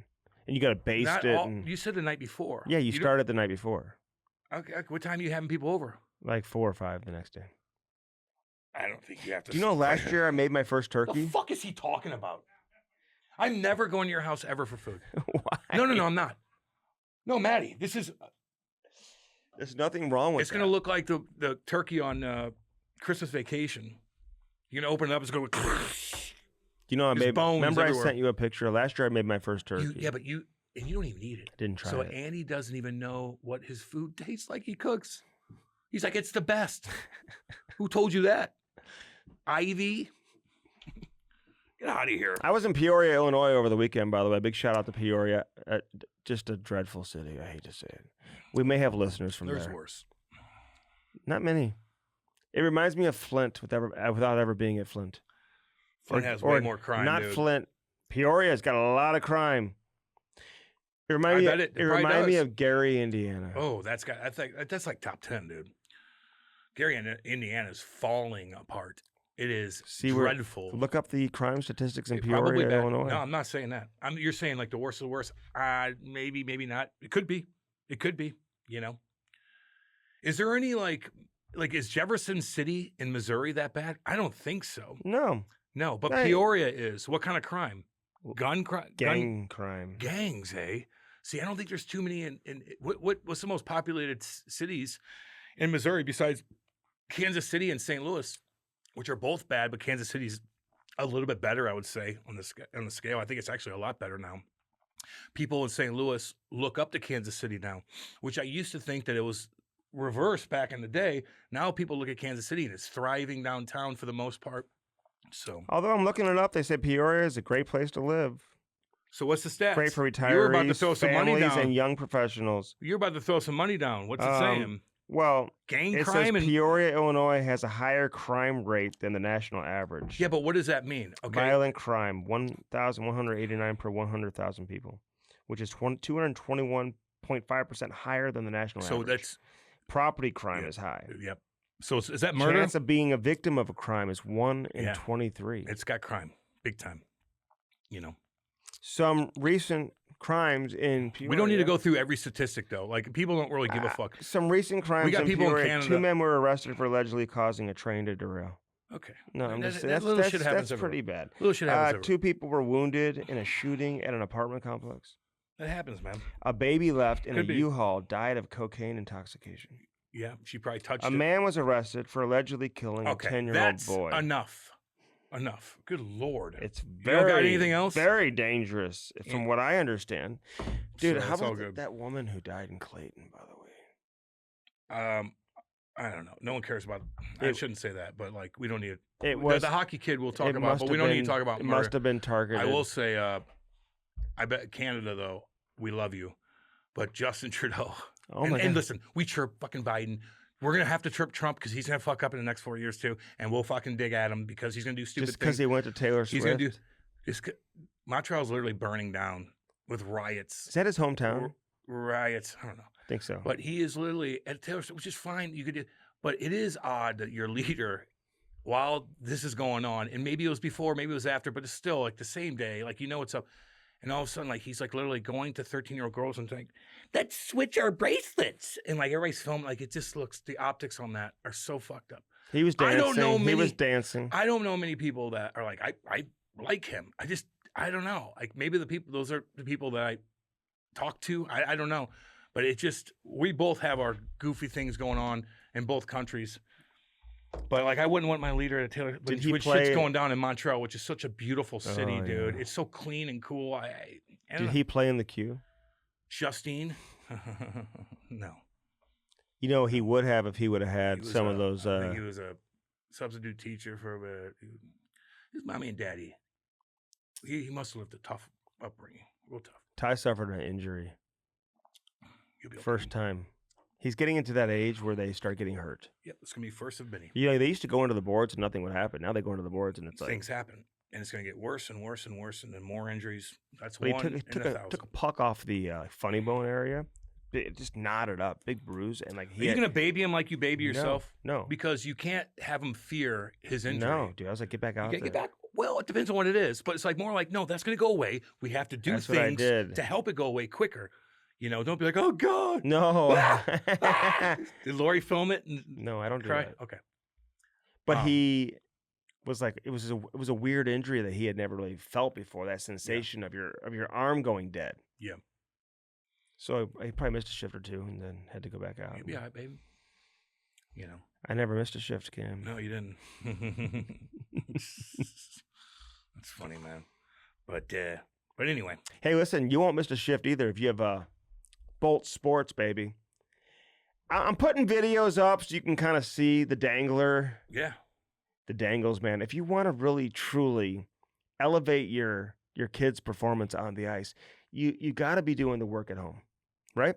Absolutely. You got to be doing the work at home. So with Bolt Sports, baby, our boy Sam. Say hi to Sam and Francois. Sammy, what up, guys? Francois, what up, baby? They got the highlighted top-tier training gear for hockey players with the emphasis on improving stick handling, shooting accuracy, and speed agility, Cam. All three things are very important. There's no excuse not to work on that, by the way. Shooting accuracy, speed agility.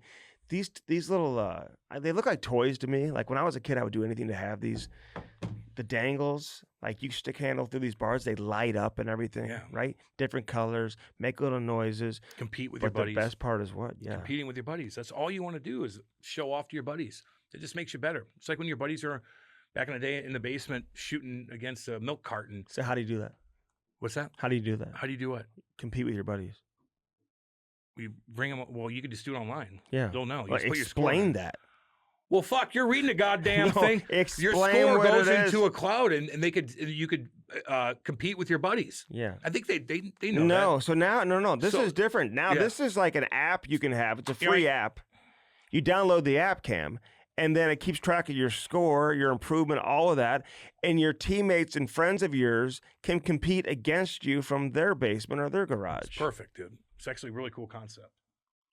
I wish I had The that. snipes are awesome. They're like the targets, and they light up. They keep track of your score, too. You can put them on your net.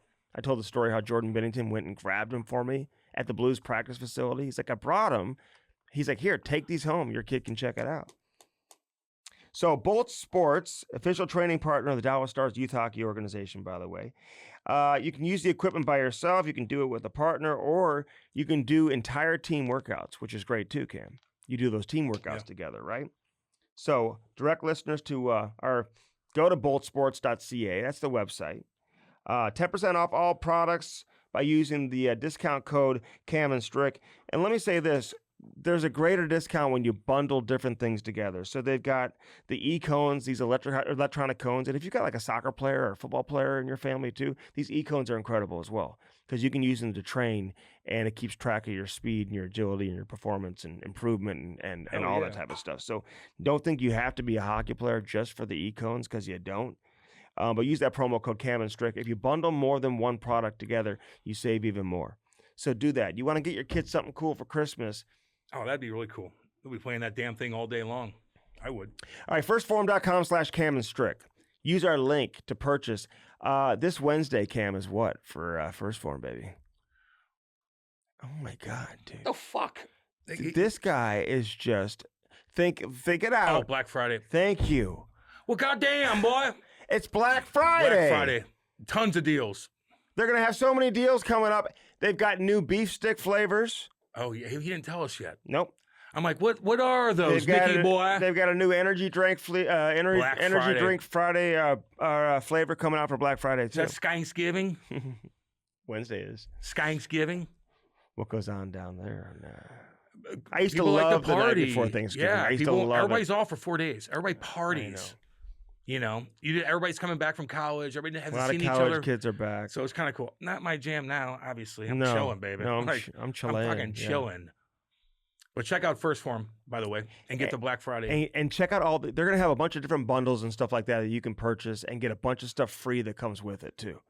So check that out. Black Friday specials. Firstform.com/Cam and Strick. All right, SparksHockey.com, Cam. Well, I mean, if you don't want your kid to toe pick all the damn time on a tournament and, where you spend $1,000 or whatever the case is, like, you got to have a Sparks by you. Because these places aren't open in the morning. You guys are playing like 7 o'clock in the morning, like they're not open. And who knows is sharpening your skates anyway. So I don't care how good your kid is. If his skates are fucked up, he's going to look terrible. Oh, God. And you're like, no, his skates are messed up. And the scout's going to be like, oh, yeah, okay, sure. Checked off. Right. Right. Hey, you know what? They write you off sometimes after they see you once. Andy, of course, man. This is competitive sports. You got to get your shit together. Like your equipment, there's a lot of equipment in hockey. You got to make sure everything's okay. Your glove's okay. Do you have a huge freaking hole in your glove? Do you have this? You have that? But certainly, you can get away with that. Certainly, your skates need to be sharp and have edges. Or your kid is going to look like goddamn Bambi. Or, SparksHockey.com. Use the promo code Cam and Strick. You'll save more money than Black Friday and Cyber Monday. Black Friday coming up. Happy Thanksgiving to everybody, too. Happy Thanksgiving to everybody. I'm Love gonna all you I'm going to have guys. some of my favorite recipes out there. Oh, God. Fucking food pissing out of your ass afterwards because they didn't cook it long enough or too long or whatever. Dude, mixing and matching give shit. me some credit. How? I'm a great cook. You haven't earned credit. Give me credit. That's his motto. Give me credit. How? You haven't earned it yet. Sure, you got to earn credit. Yeah, I'm a great cook. What if Ty went to you and said, give me credit on this? I cleaned the garage. Like, no, you didn't. He wouldn't say that. No, you didn't. He wouldn't say that. Get a Sparks, man. All the parents out there, listen, if you're a wife, we got a lot of women listening. Women. And if your husband is a hockey dad, you've got multiple kids That'd be playing. cool. This would be the best Christmas gift for him. It will simplify his road trips and stuff like that. It's like a family present, too, because the kids obviously are going to benefit. Helps out everybody in the end. Yeah. SparksHockey.com. Use the promo code Cam and Strick. Illinois Recovery Center, Cam. I'll be going there Wednesday. Chrissy's in. Have I released you? Oh, happy birthday, Wednesday? Chrissy Pondal, baby. What's up? What up, I love Chris? you. Happy birthday, Chrissy. I love you, Chrissy, dude. And you do such good work, man. You're the fucking real deal. I love you, buddy. You've helped out so many people. You and everybody there at IRC. He's up in god dang Jersey right now, watching the Blues play, which that's the trip I wanted to go on, but I'm going to be going on the West Coast swing in Canada.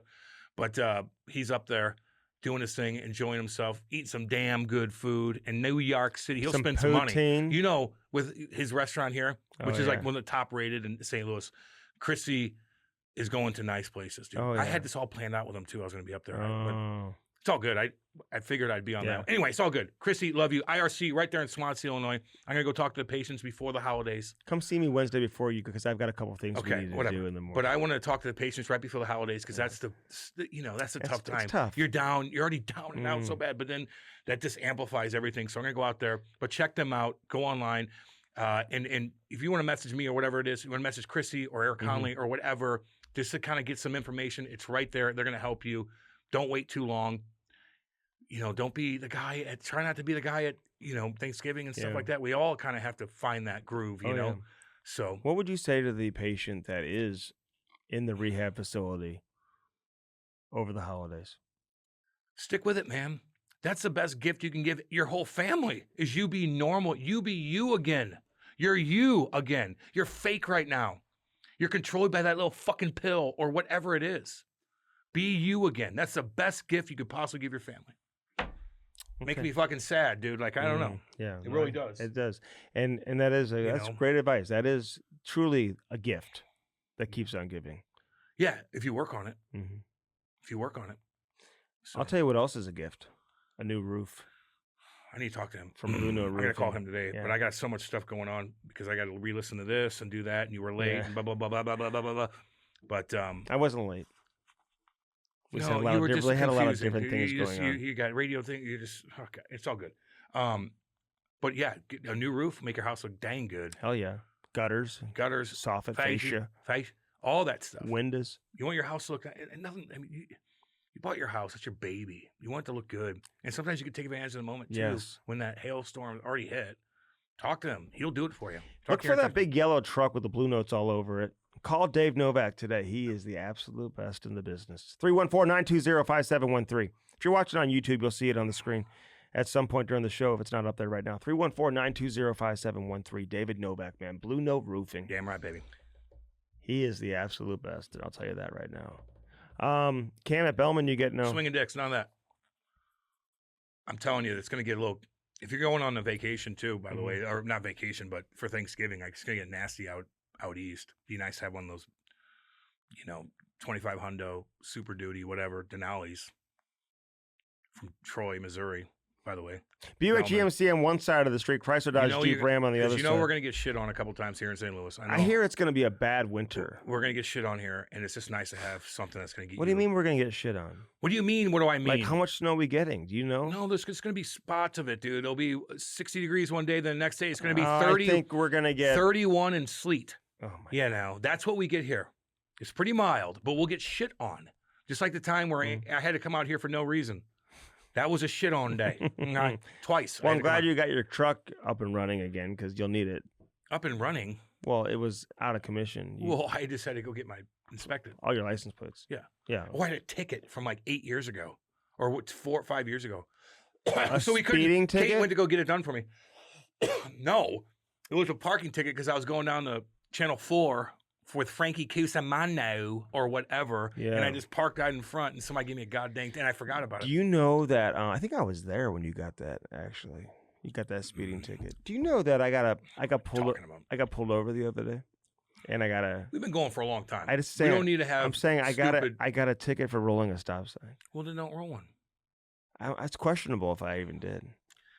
I don't know. That could be petty, but okay, whatever. Say happy Thanksgiving to Danny boy. All you guys, happy Thanksgiving. Love all you guys. Danny. Troy, Missouri. Danny, Dale, Kenny. Happy Thanksgiving, guys. Love you guys. Say I'm thankful for you. Yeah, they know. Say that though. I'm thankful for all y'all. Thankful for Dan Boyle. All our listeners too, man. Enjoy this one. Dan Boyle, great conversation. Damn good. Great defenseman. Check it out, baby. The Cam and Strick podcast is brought to you by First Form, baby. Use our link and do it today. www.firstform.com/camandstrick.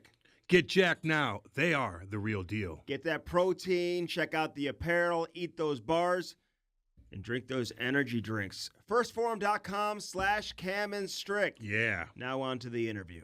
You looked like Grant Cardone. A little bit, but not really. But you say that he's like I just shaved too, which makes me look sicker, but like younger. So I'll take he's like a billionaire. Younger and sicker. He gives like financial advice, like how to grow your business on Instagram. Yeah, I didn't know who he was either, and it happened like numerous times. Are you in that beautiful house that we saw on YouTube this morning? Yeah. Oh hell yeah. I love it up here, man. It's awesome. Hey, we just hit record and we just have conversation. But like, I wish we were doing the show live from your house, by the way. You got a pool back there too? What's going on in the backyard? I've got 48 acres, which is unheard of around here. Pool. And I got built this, basically golf facility. I have a golf hole and 6 tee boxes, and I've had some, like golf parties, what goes on at the golf parties? Yeah, right. Are they like Diddy parties? Not like that. Like we don't switch keys and stuff like that. But no, we actually play golf. And if you bogey, you got a shotgun of beer. If you double bogey, it's 2 beers, and it's this whole thing. And then just everybody gets pretty much hammered after like 6 holes. You got 48 acres in California? Are you fucking kidding me? Yeah, I scored, man. I scored. I mean, if you get an acre around where I live, it's a home run. And I found this piece of property, this old man that was about to pass, and he was kind enough to hand it off to you for $1. Yeah, I mean, I'm going to give this to you in my will. He did all right for himself, but it's the most amazing piece of property around here, I think. So I'm very lucky. How far are you from the rink? 15, 20 minutes. Oh, dude, you're right there. Yeah, about 45 minutes to San Francisco, and then Pebble Beach and Monterey about an hour and 10 minutes. So I love how you aren't afraid to like show your house and do stuff like that. Like, did you grow up in this type of environment? Like, no. 800. Okay. No, I grew up in 850 square feet. We lived in I don't know the proper name for it, but it was like you couldn't make over a certain amount. So you had to make, say, $35,000 a year, which my parents. So I grew up very, I wouldn't say poor, but whatever's after, right after the poor cutoff line. So I lived in, it was like a project, basically, controlled housing or something like that. It was called. Oh, really? So no, I didn't grow up I didn't know I was going to be a hockey player. I always had, my dream growing up was not to be in the NHL. It was to have a big, nice, fancy house. I didn't know how I was going to get it, but I would say this is pretty awesome. I could tell, man, because it's like, dude, if you grew up with not much, and you're just like, fuck it, I'm going to show everybody, like, I worked hard for this, and I did. I'm proud of it. I did. Yeah, I'm very proud. I'm thankful, grateful. I'm humble. I mean, it's a beautiful home, but it's the fruit of my labor, all those hard working years. So, like, what'd your mom and dad do? And were they big hockey fans? Like, how'd you get into it? I'm from Ottawa, and as you guys obviously know, 9 out of 10 Canadian boys play hockey, and my parents spent every dime they had on my equipment and my travel, and they came to every hockey game. Typical Canadian parents came to every game, were huge hockey fans. My dad was a Montreal Canadian fan. I guess my mom was too. She had to be. But no, just grew up around the game. And but yeah, no, we lived in a 900 square foot house, very normal, I guess, simple life. Dan, is your dad like Wayne Thornton, who I just like saw a documentary on with Jason Demers? He's like my favorite person in the world right now. I want to hang out with Wayne Thornton, go down to the barn where he's doing his thing in St. Thomas, Ontario.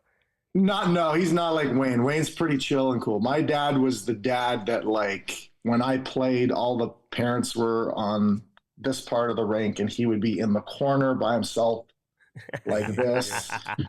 Yelling at me. So he was like that. I love my dad. He was a great dad, but he was not the fun loving kind of guy. He was kind of like, he was all business, and, he would cry behind closed doors, very proud of me, but in front of me, it was tough love. It's funny. I'm watching this interview, Cam, and like Wayne Thornton is like, no, everything was positive. Yeah, well, no. Everything after every game, and we only talked positive. I never coached him, and I'm thinking of like, geez, man, what am I doing wrong here with my kid? Who I'm like, why don't you get the puck? Thornton had the puck the whole game.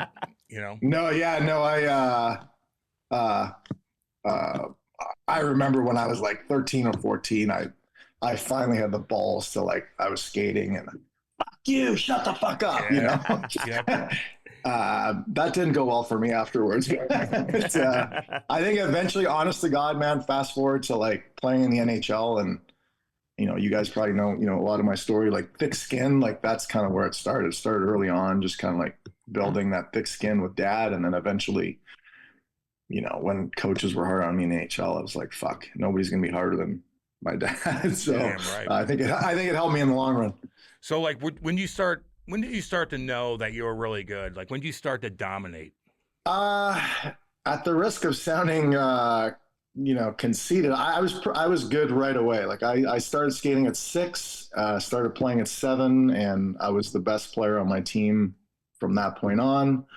Went on to play juniors as a 15-year-old, making the team, and but it was the same thing for me. It was the size. So I was kind of like, I was always the best player on my team, but I was always kind of told, basically, scouts would tell my dad, your son's really good, but he's too small. He's not going to make it. So the skill was always there. And I just kind of was always told I was never going to make it. So at best, I figured maybe I can have a career in Europe somewhere. I knew there were leagues in Europe. I figured I can go out there and make a living playing in who knows where. And thankfully, I got to compete for 18 years. Well, if you had 600 points in your era, I don't know how many points you'd have right now. I know. You may be like Eric Carlson. I hate to sound like that old bitter guy. Yeah, I hate to sound like that old bitter guy. But yeah, the game's definitely changed, and 600 points back then would probably be a few more today, I think. I know. So, you not being drafted, you look back on that like what? You didn't take a risk on me? Like, what's going on here? I do. I played at Miami, Ohio. I finished, voted best defenseman in college hockey. I was a runner-up for Hobie Baker 2 years in a row, which is the best college player. And I think at the time there were 12 rounds, maybe 30 teams, 28 teams. You do the math. And I was like, I'm not smart enough to do the math right now, but I was like, fuck, you can't pick me in the 7th round. The 10th round is like a flyer, Never got drafted, and Yeah, and now I run into scouts these days, and they're like, "Oh, we were trying to get." I was like, "Fuck no, you weren't." Yeah, no, they no, wouldn't you were listen not. to me. I was the I only tried. one. I Oh, was yeah. the only one Oh, saying yeah. this guy's Oh, yeah. going to be a Really, star. Absolutely. That's funny, dude. I was like, "No, you were not." It seems so obvious. I mean, if you're a Hobie Baker finalist or runner-up 2 years in a row, like.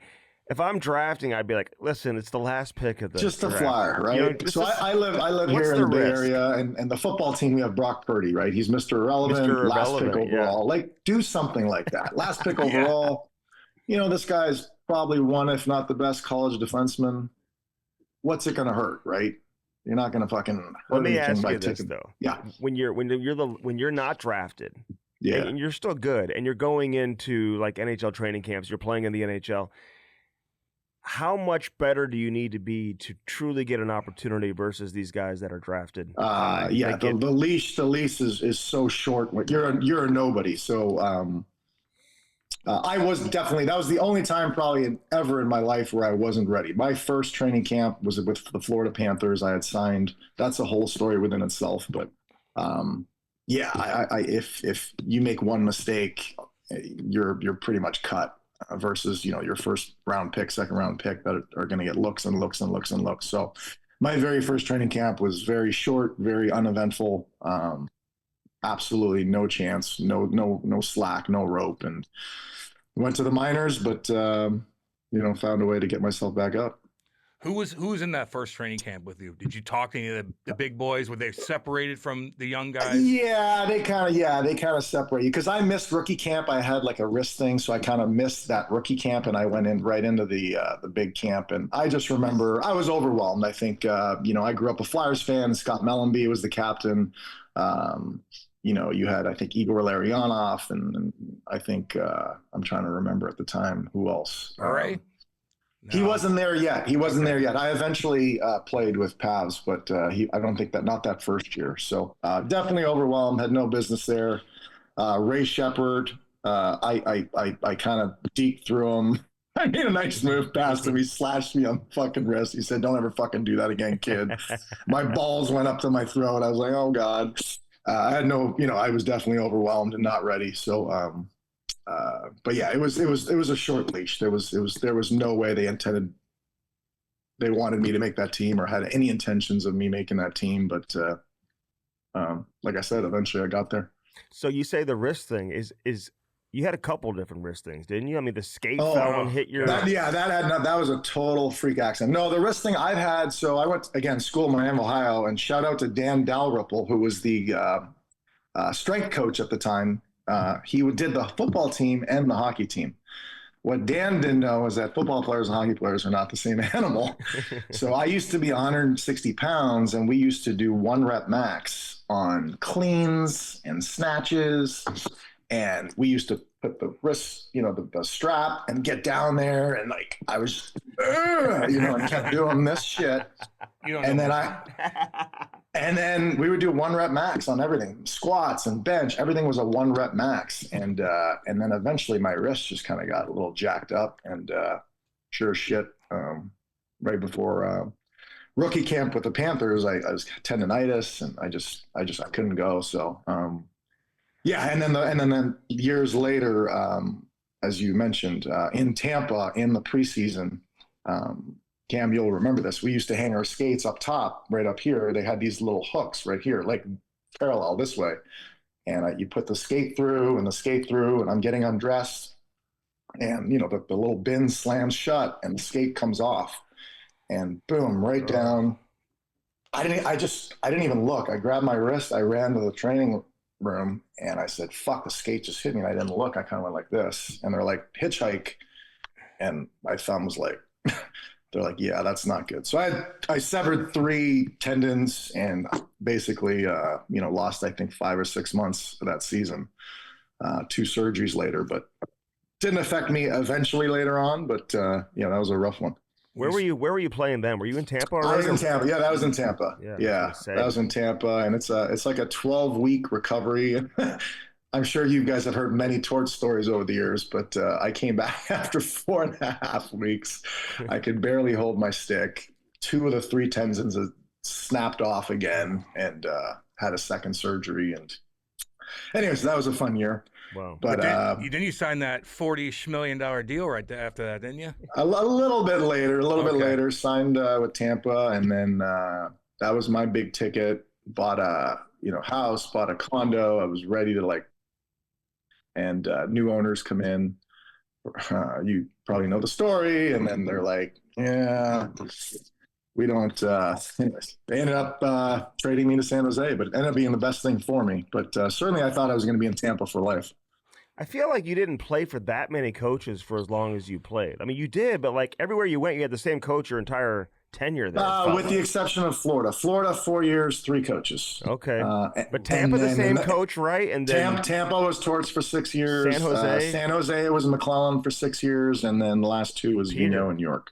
All right. So so three coaches over 14 years, and then 4 coaches in 4 years. Yeah. 4 and 4 in Florida. Sorry. So by the time you played for Torts, though, did he were you established by then? No. I was in Florida for 4 years. A lot of healthy scratches. It was a rough. I mean, I was in the NHL, but it was a rough time. It was hard to get in the lineup and stick in the lineup, and same thing with coaches were like, you're too small, and you're not big enough, and sorry, we're gonna go with size, and so until I got to Tampa, I don't think Torts knew who I was, but Rick Dudley was the GM, and Rick is the one who basically saved my life. Got to Tampa, Torts had no idea who I was, and then we had Craig Ramsey, who was the D coach, and Rammer was like, just fucking go do your thing, kid. And I was literally the best thing I could have heard, and I just said, you know what? I'm basically out of the fucking league. I'm just going to go play my game. And I did, and I went from being out of the league to the next year, it was me and Chara leading the league in minutes. So literally just about out of the league to leading the NHL in minutes within fucking months was such an awesome turnaround. It's crazy. You were so good, dude. But what about with Marty St. Louis there too, undrafted, undersized? How much would you guys sit back and have cocktails or drink wine at night and just talk about where you guys were at? And Marty and I played against each other for a hot minute in junior tier 2 in Ottawa. He played for Hawkesbury. And sure as shit, he was in Calgary and didn't really get the shake. And we both, we're still great friends to this day. We have, he's got all the personal accolades and stuff, but we had almost mirror images, great college careers, undrafted, go to teams that didn't really give us a chance. We find our way in Tampa.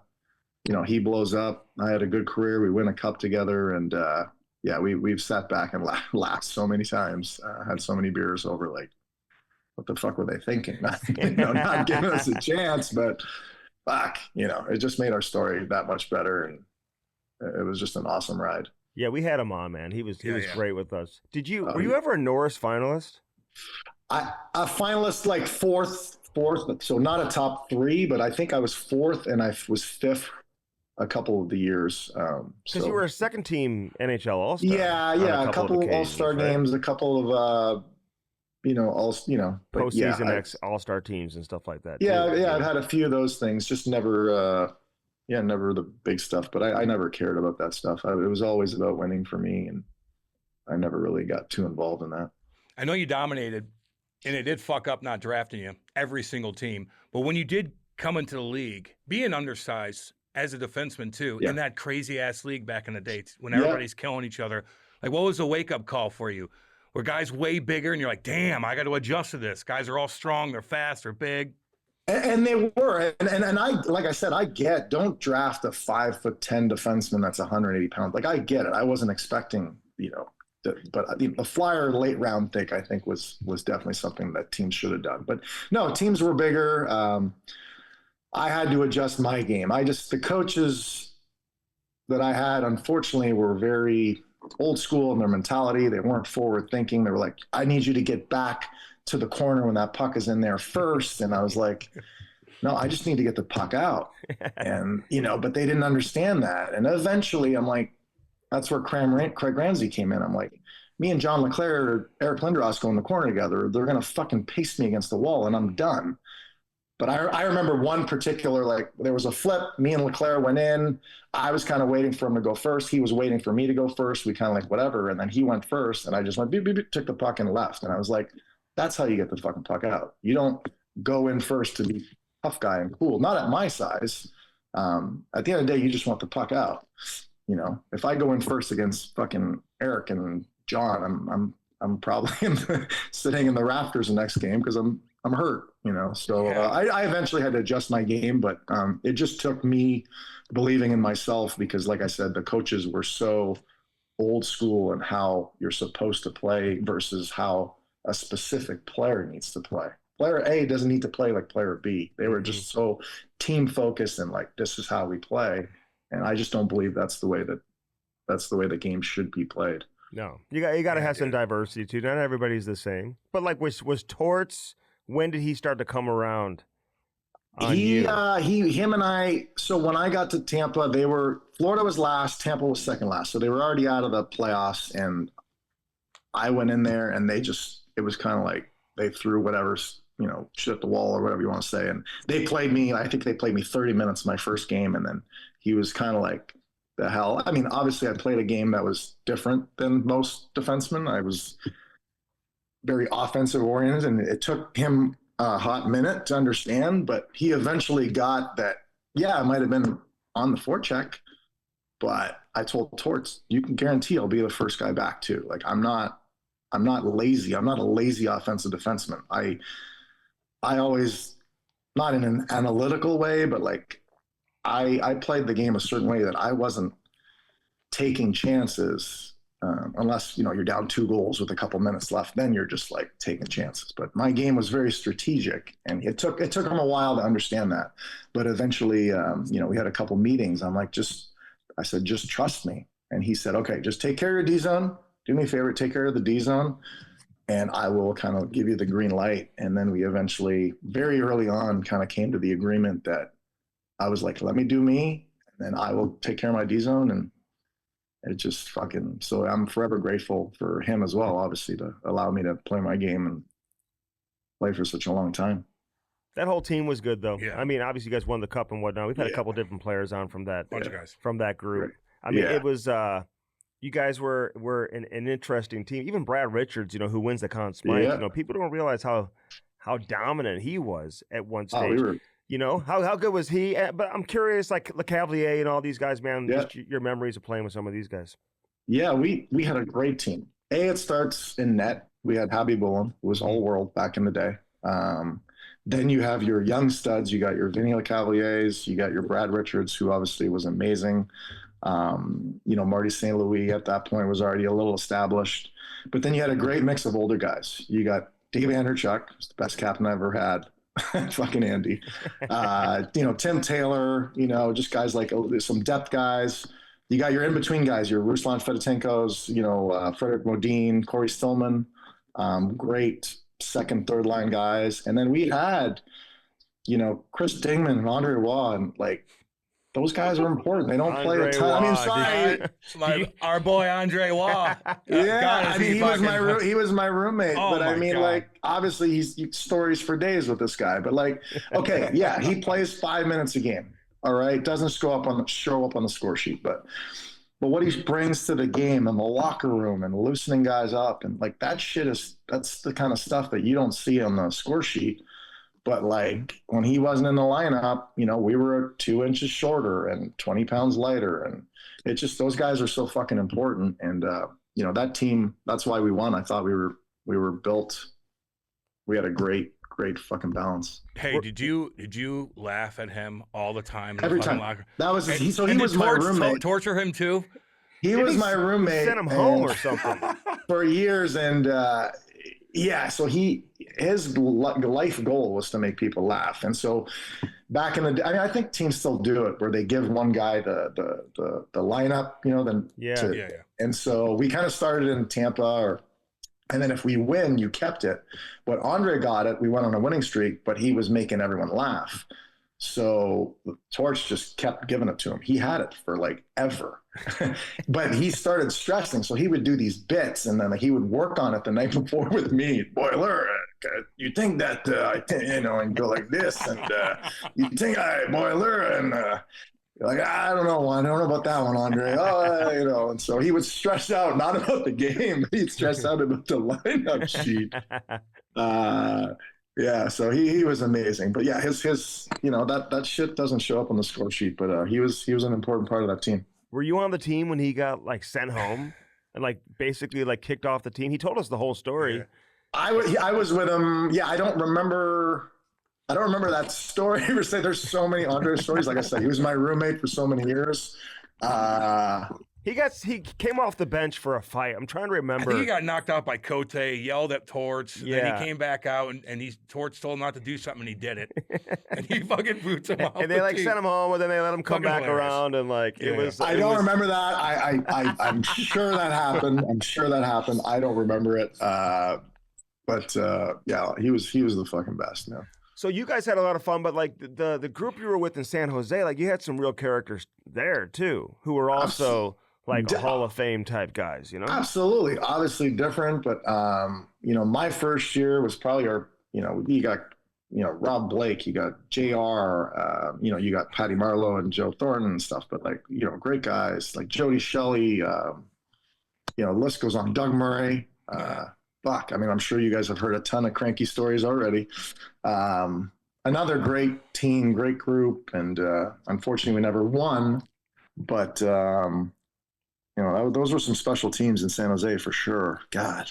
Douglas Murray, I would look at this guy and be like, what team in the Western Hockey League did he play on? And then you look at my, he's Swedish. Yeah. Absolutely. Or does he even play hockey? He looks like a freaking Viking / football player. So yeah, he was my D partner for I think 4 or 5 years in a row, and he was also the best. Now, you got rocked by that Max Perrier. I think you're kind of pissed about that. I was. Yeah. I was. Oh no, yeah, that was my last concussion. Yeah, I was insane. I was in St. Louis. Yeah. You hit your face. Yeah. On the top of the wall, it looked like. I don't remember. So what a lot of people don't know. So I've had 2 concussions that I was knocked out. Both of them the night before. I was in like the hospital getting an IV, like sick, right? So I think there's a correlation there where probably should have been playing both of those games, but like under the weather and like not just under the weather, like probably shouldn't have been playing and stuff. So yeah, I definitely don't. I remember I've seen videos of the hit. I don't remember it. But yeah, I was told I was out for 7 minutes is what Randy Hahn told me. They cut to commercial break, which is usually 4.5 minutes. They came back and I was still sleeping. So, but yeah, I mean, I don't know the guy personally. I didn't particularly love the way he played. Obviously I didn't like the hit. Anything from behind I don't like. So, that's not one of my favorite stories. No, he got suspended 5 games for it too. I was at the game, working it. We were doing television when you the stretcher came out. Listen, I've been hit hard. I've been hit with some dirty checks. That I get it, man. It was part of the game. Like, I got hit like Orpik one time. Like, people were like, he should be suspended. I was like, no, that was a good fucking hit. I had my head down. That was fucking my fault.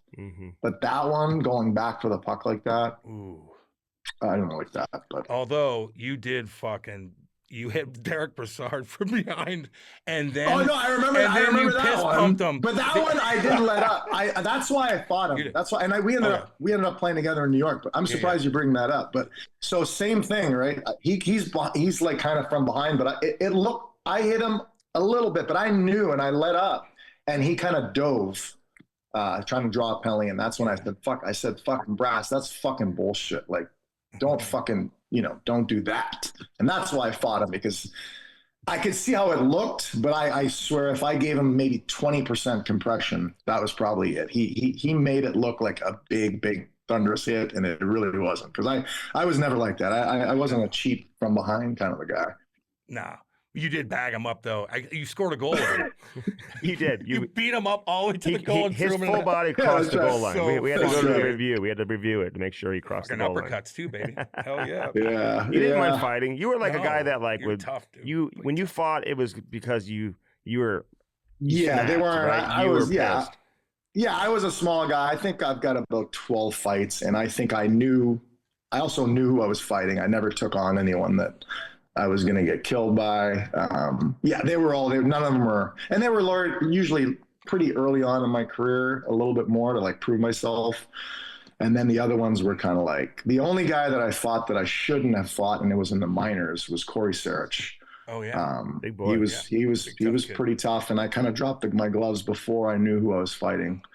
And then I did okay. I kind of held him up. I wasn't going to go toe to toe with Sarchi, but yeah, I had to pick my guys. And then Corey Perry and I had a couple fights, and Corey's pretty tough, and he's again, I'm not a fighter. Cam, obviously, what the fuck they're doing. I don't, but I couldn't even. Once he had me he's here, long, dude. I couldn't raise his face. I was trying. And, when you guys know what you're doing, if you've got the leverage, it's tough. You got to know what you're doing. That's when you would probably pull him in and get in. And, I just didn't have the technical side to it. Hey, did Brent Burns ever take you to the ranch? Did you ever say, hey, I want to go to the ranch. Yeah. Let's go check this place out. No, I never did. I'm a city boy. I never got into like the zoo animals and all that fucking weird stuff he did. So it was never something I was looking forward to. So I don't think he ever had I wasn't one of those guys that he needed to invite to something like that. Did you think he'd have this type of, do you think he, when he came to San Jose, was he still playing forward, or had they already transitioned him back to D? He came as a D early, but I remember Marty Havlat came with him from Minnesota, and he was like, you need to very talented, obviously, but was a little,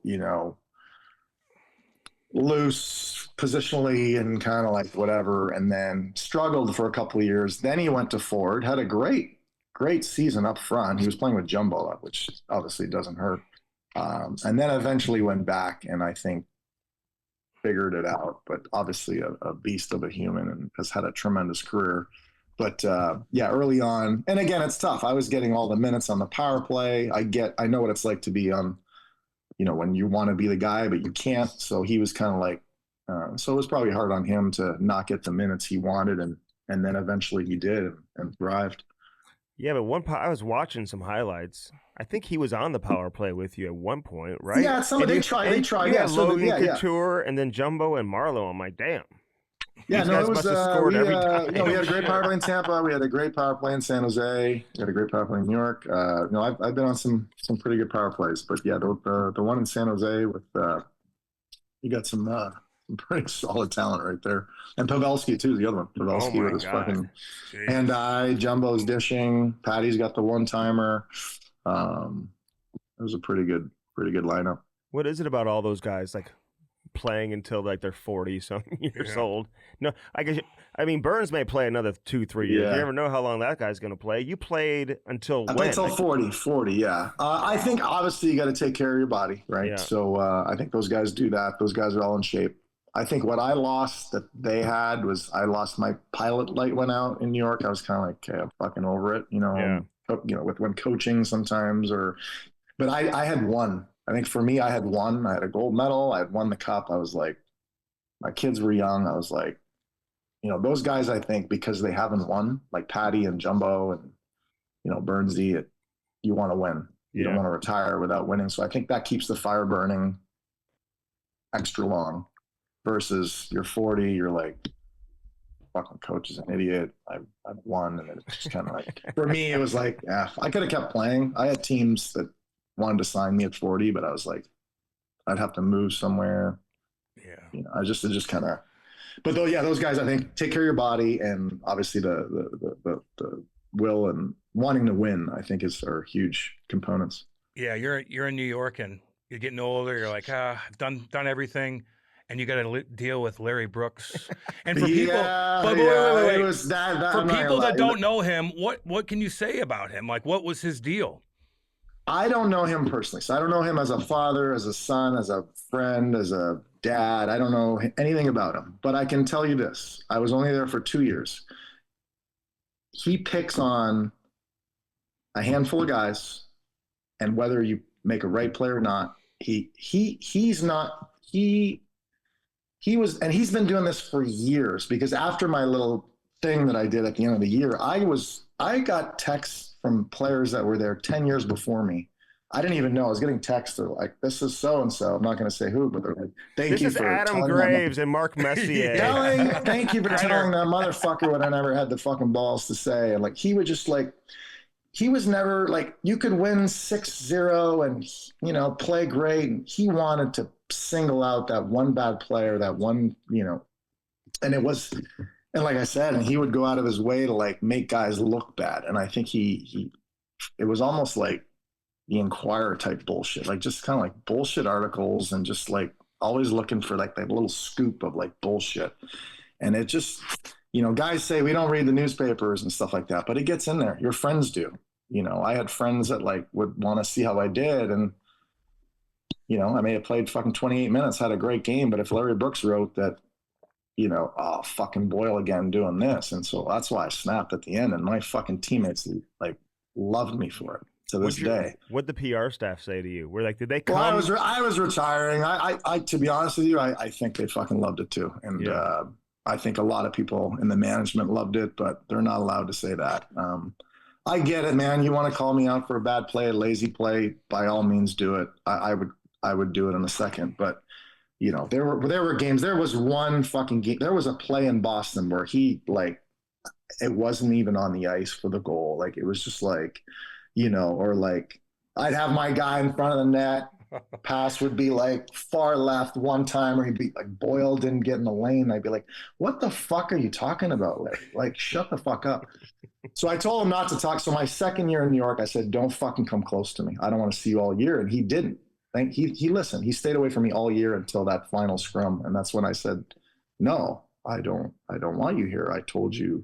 And then that's when we got into it. And anyways, my teammates were very thankful because those guys, you know, when you're under contract, you can't say anything. You went viral. Hell yeah. I did. I wasn't trying to. I just wanted to leave. And then it eventually became a thing. But I felt bad. I felt bad for half an hour on my drive home. I was like, fuck, what did I do? You know, that's not me. And then phone calls started coming in. Thank you. Fuck that guy. You know.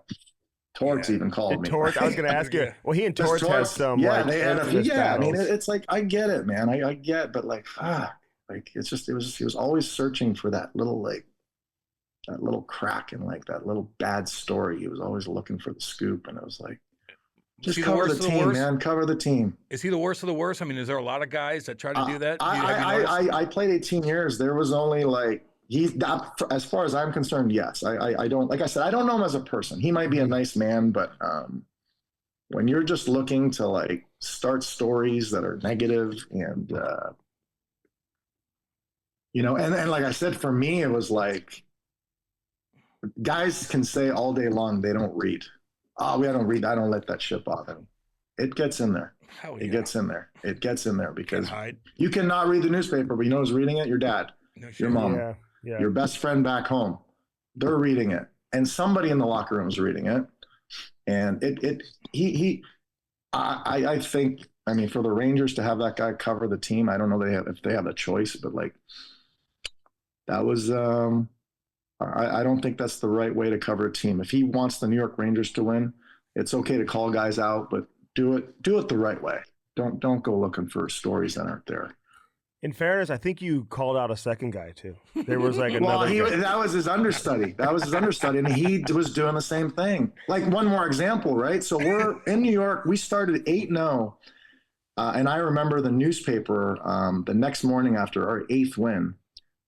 And it was big, full page in the Post, boiled over or something, like play on word with me as though being finished. I'm like, really? We're fucking 8-0. We just won the game, and you take up a full page on how I'm finished, and we're 8 games into the season? Like, that's the type of shit that's like, just fucking, like, no. The team's winning. We're 8-0. Sure, I didn't have a great start. I'm fucking 40 years old. Give me a second. Don't do that. You know what I mean? You want the Rangers to win? Hold on. And that's the kind of shit that he did. And I was like, that's not your job. That's not your job. You look like Brad Cardone when you were telling that story. Yeah. Just so you know. Hey, I'm always curious, from a player's perspective, is it overblown? Is it really that big of a deal when you play in like smaller markets, Florida, Tampa, you guys had great teams and whatever. I don't know how much media coverage you were getting back then. Probably not as much as they get now in Tampa. It's just exploded as a hockey town. Yeah. San Jose, never been a huge hockey market, but I've always loved the fans there. They've always had a ton of support. Yes. But going to New York, is it that big of a difference? I mean, there's more coverage, obviously more people in the locker room, stuff like that. I never got to play in Canada, which would probably been even worse. I would not have been shy, or, I would have welcomed it. Like I said, I just think, but there probably is more pressure. You got more eyes on you. And like I said, you have to deal with more of this kind of stuff where, if you got the wrong guy or the wrong few guys covering you, or, then it can probably get to you a little more. And with teams like, Florida and Tampa and San Jose, you don't have to deal with as much of that shit. But, it was still a great 2 years. It was a great experience to play in New York. I loved my teammates. I loved the way they treated us. No issues, not a whole lot of issues there. It was a tremendous organization. It's just, it was an unfortunate. Yeah. What about this? What about this whole stretching thing? Like everybody's different. You know what I mean? Like, do you really believe in that? And in 10 years, they're really going to cut that out as far as the training's concerned. I really do. I mean, we just did I hadn't skated in 3 years. We just did a thing for Jumbo the other day, and I didn't stretch, and some of the guys were all sore. I don't know if I dominated, but some of these guys were all sore the next day. And I think it's like the chiropractor, right? So I've never used a chiropractor, but people are like, oh, my back's killing me. They go to the chiropractor, crack. Oh, I feel great. Well, 4, 5, 6, 7 days later, fuck, I got to go back. So early on, I had never stretched a day in my life till I got to like Florida, and they had these team stretches, and I was like, fuck, and it could be coincidence, but if 18 years, the guys that were always stretching, they're early and they were always fucking hurt. Marty Havlat, who's a good friend of mine, I don't know if you'd be watching this, but Marty, stop fucking stretching. You're hurt every fucking 2 weeks. Stop it. Brett Hedican, stop stretching. Always hurt. Love Hedy. But Paul Correa stretched a lot here in St. Louis. And you know what? It may have worked for some guys, right? So I believe if you do it, it's probably going to be a part of your life. But back in the day, you touch your toes and stretch the hamstring. I don't believe it. I think that does harm. And the guy that I ended up training with in Ottawa, Tony Greco, believed the same thing. And I do think that, dynamic stretching, some walking, some movements, getting the body warmed up. I get that. But the static stretching, touching your toes and I think that actually does a lot more harm than good. So for many years, in Tampa, a guy left me alone. San Jose left me alone. Guy in New York left me alone. And I played 18 years. I never pulled. I never stretched a thing. And you never pulled a groin, hammy, nothing. No, I broken fingers, stuff like that, but never once pulled one single muscle in however many games I played. So you were there in San Jose when Roenick got his 500th goal. He was very emotional in his Hall of Fame speech. I don't know if you saw that. Yes, I did. What'd you think of he made some disparaging comments on Patrick Marleau, after he left San Jose, on NBC, and stuff like that. Yeah. Do you think Marleau was unfairly kind of the poster child with the lack of success there in San Jose? I think JR's fiery, obviously, and I loved him. I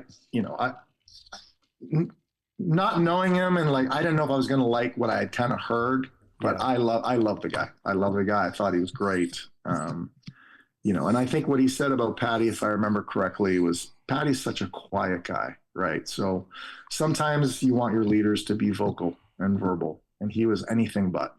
So I think that's where I believe some of the comments were kind of directed at. He was just so quiet, and it can come off sometimes as lackadaisical or you don't care. But obviously Patty's ultra talented. But I think it was just the personality thing that probably bothered him a little bit. I gotcha. We had Patrick Marleau on. He was very quiet in the interview. Yeah, JR was not quiet when he came on with us. He was not.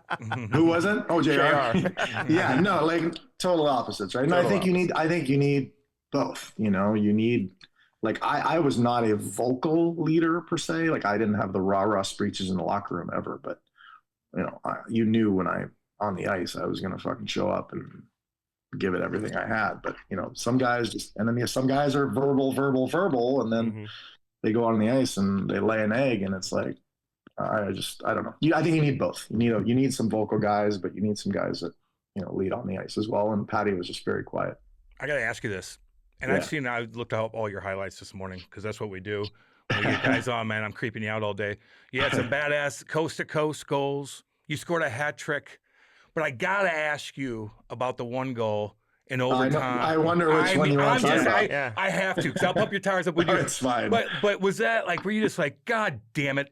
And afterwards, were you like, how long did it take for you to kind of just chill? I mean, I'm totally fine talking about it because own goal in Colorado in the playoffs. But it was O'Reilly. Did it hit O'Reilly's stick or no? Yeah, so a lot of people don't see it because it happens so fast. Yeah. On the it looks like I put it right in, but I didn't. So Cranky Murray gives it to me. O'Reilly's coming around the net, and he hugs the boards. So I'm thinking if I throw it off the boards, it's going to go off his shin pad. So, forward thinking, if you will, I'm going to throw it inside, which is definitely a risky play, riskier play. But if I throw it on the boards, it goes off his shin pads. He gets the puck back. Okay. It's probably what should have happened, but it goes off of his shin pads into the net. I did not have a good backhand. Both of you guys can take 1,000 backhanders from that spot on a getting to buck off, and you're probably not scoring one. So the odds of that happening were like 1 in God knows how many, and it was horrible. And then I remember coming off. Obviously, everybody's down. You get your 10 minutes, and then PR comes in, and he's like, "Just go shower or whatever." I said, "No, fuck no." I said, "Bring him in." I was like, "Bring him in right fucking now." Where's Brooks? Let's go. Bring him in. Let's go. No. I know this is New York. I know. San Jose. No. Our PR guy wanted me to like take the not available for comment route, and I said, "No, fuck this. Obviously this is going to be talked about. Let's go." And I remember saying like, "Oh, yeah, okay." So I scored my own goals. Fucking horrible. I feel fucking terrible. But I wish this was like baseball where it was a doubleheader. The fact that I had to wait 48 hours to play the next game was like my nightmare. Like I didn't want to crawl on a rock. I wanted to get back out there, and I had to wait 48 hours. So it was a tough 48 hours. But then I ended up having the first goal in the next game. I think I played very well. We go on to win the series and built my character. I think our team learned from me, and those types, what do they say? What doesn't break you makes you stronger, or whatever. That was a rough 48 hours, but I'm certainly proud of responding, I guess. Yeah, man. Damn right. Yeah, it was a 0-0 game too in overtime in the playoffs. Is that what it was? That I wouldn't have remembered. 0-0. But you know what? And you weren't on the team yet in San Jose. But I was my first year covering the Blues. Mark Bergevin in the playoffs threw the puck into the net against San Jose. He was playing. He had it. He caught it. You know what? I've seen that. I've seen that. That's right. That was the Owen Nolan years. They were number 1 seed too. Oh shit! And I played with Burns too, which is you guys know him. He's another hilarious. Wow, dude. Yeah. So first time I meet Burns, you guys will appreciate because you know him, but like I don't know this guy. We go to like Hooters for like lunch first day. He says, waitress comes over. He goes, "I don't know this guy." He goes, looks at her. He goes, "Excuse me, do you have crab legs?" She goes, "Yeah." He goes, "Is it hard to walk in them?" Like just dry humor. And I go, what the fuck did he just say? And then the next day you come in sometimes and you have to sign like autographs. So there's shit on a table where you have to sign. He put Stan Neskach's gloves on the thing. We're all signing the fucking gloves, and they were his game gloves. So I was like, wow, this guy's unbelievable. Like just like right away, like just every day, just like, he was a beauty. Are you still doing television or no? I did no. I did those 2 shows. Unfortunately here the Sharks, their studio's in San Francisco. So that's an hour. It's an hour there, it's an hour back. My kids still need me. It's not something, maybe in the future it's something I would do, but this year I agreed to do like 5 or 6, I think, radio/TV TV games, but at the rink. The idea of going to San Francisco, to do that kind of stuff is not something I'm interested in. So I dipped my toes. I had my first game. It was the second game of the year. Radio. I don't know if people still listen to radio, but Jamal Manners is doing the games. Jamal, so Jammer's doing. He lives here in St. Louis. That's right, and they got like Demers, I think, is doing. They like by committee. I think they grabbed a bunch of guys. So I think I'll do like 5 or 6 games. Well, Hedican left, right? So it created all this, Yeah, Hedy left, and so it's like by committee. They're just, but yeah, that's right. Jammer's doing it from St. Louis. That's right. Can I ask you, because Cam almost burnt his house down this morning? We'll get that. Or yesterday. Yeah. So what happened in your? Like you weren't living in the house like the type of house you live in now back then. No, I mean, it was a nice house. Yeah, so it was in Tampa. So for those that are listening and don't know, so here's the crazy. So living in Tampa, game 1 of the Stanley Cup Finals against the Calgary Flames, we lose the game. So as pissed as could possibly be, I remember Andrew Chuck goes like this and says, "Come into the coach's office." And I'm like, I'm obviously not getting sent down here. So I'm like, what the fuck? And I walked into the coach's office. The GM's in there, the PR guy. They like sit down. I'm like, what? And they're like, your house is on fire. And I go, what the fuck are you talking about? At the time, I was renting a house in Fort Lauderdale to Steve Shields. Do you guys remember him, the goalie? Oh yeah, I do. So I thought they meant like Shields. I was, he was kind of character himself. I'm like, what the fuck did he do? And they're like, no, your house in Tampa. And I'm like, what? So get my shit undressed, 3-4 blocks away, I could smell it. So the house went up during the game. The firefighters were watching the game. Get the call. They don't know. They just get the address. It doesn't say who it is. And they showed up and they hose it down. And it started in like my game room where I had like jerseys and memorabilia and it spread up, went to my bedroom. So I lost basically a third of the house, lost all my clothes. Obviously couldn't stay there. So ended up staying in a hotel for the rest of the playoffs. Had no clothes. Borrowed Brad Richards' suits. My wife at the time went and bought like underwear and socks, borrowed Richie's suits. And that was it. And played the rest of the finals. I guess, thank God, they had people dealing with all the insurance and they really, really helped out. They wanted me to focus on my game. And I remember Torts the next day had a interview and they're like, what about Boyle and the fire? He's like, he says something like a quote like, it's just wood burning over there. And he was like, oh, whatever. Fuck Torts. It's not just fucking, it's my fucking life, like I got a lot of. So he made it. Anyways, it was one of those things. Oh yeah, and here's the weirdest part. This is crazy. I don't believe in signs and weird shit. I'm not one of those guys. Same night, one of my best friends in Ottawa, Gary, house fire, same night. Oh my God. How crazy is that? That is crazy. How crazy. It can happen though, man. I know. Like one of my buddies in Ottawa, fucking 3,000 miles away, same night, house fire. But what happened? So what'd they say? What'd the fireman say? Mine or his? Yours. Mine, they said electrical fire. I had a little bubble boy machine. Started there. The wiring apparently, there's an older home. They said they know where it started, but what sparked they don't know, or they never told me.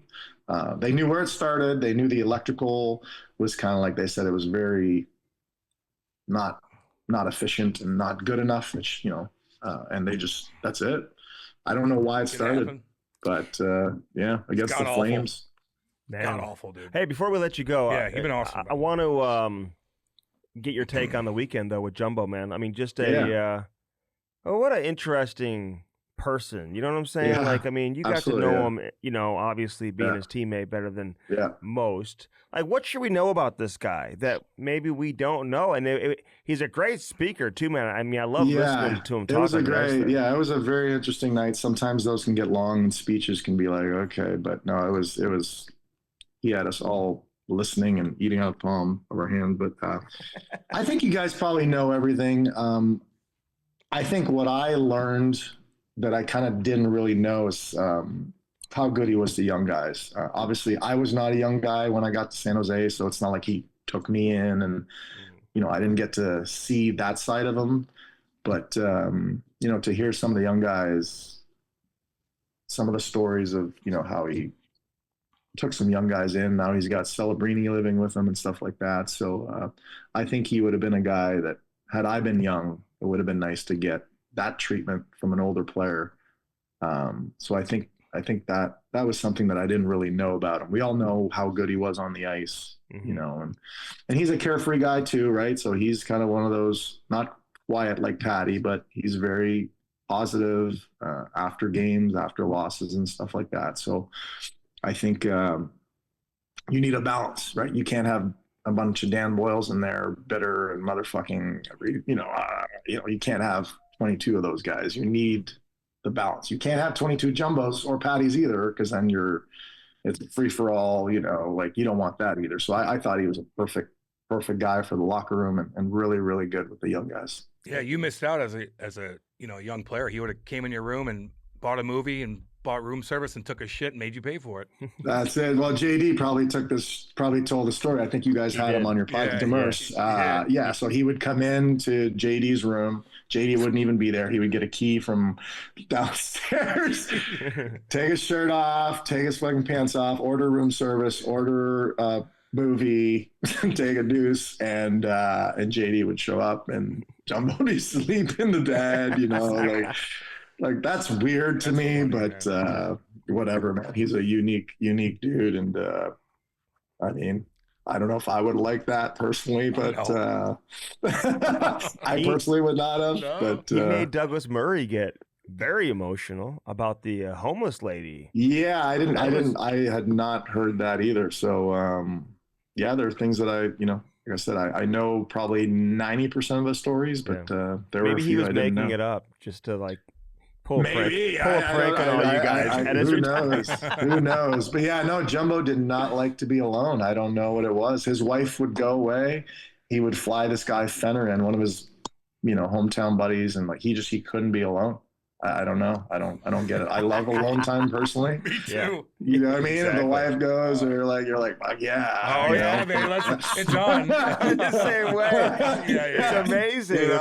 Nobody's home. Tomeo would be out the door, and Fenner would be there 2 minutes later. And but I guess everybody's different. Hey, do your kids play hockey? I have two girls, 14 and now 16, so they're getting a little older now. But no hockey. One's a volleyball player, and one is a field hockey player, which is not a lot of whistles. A lot of whistles.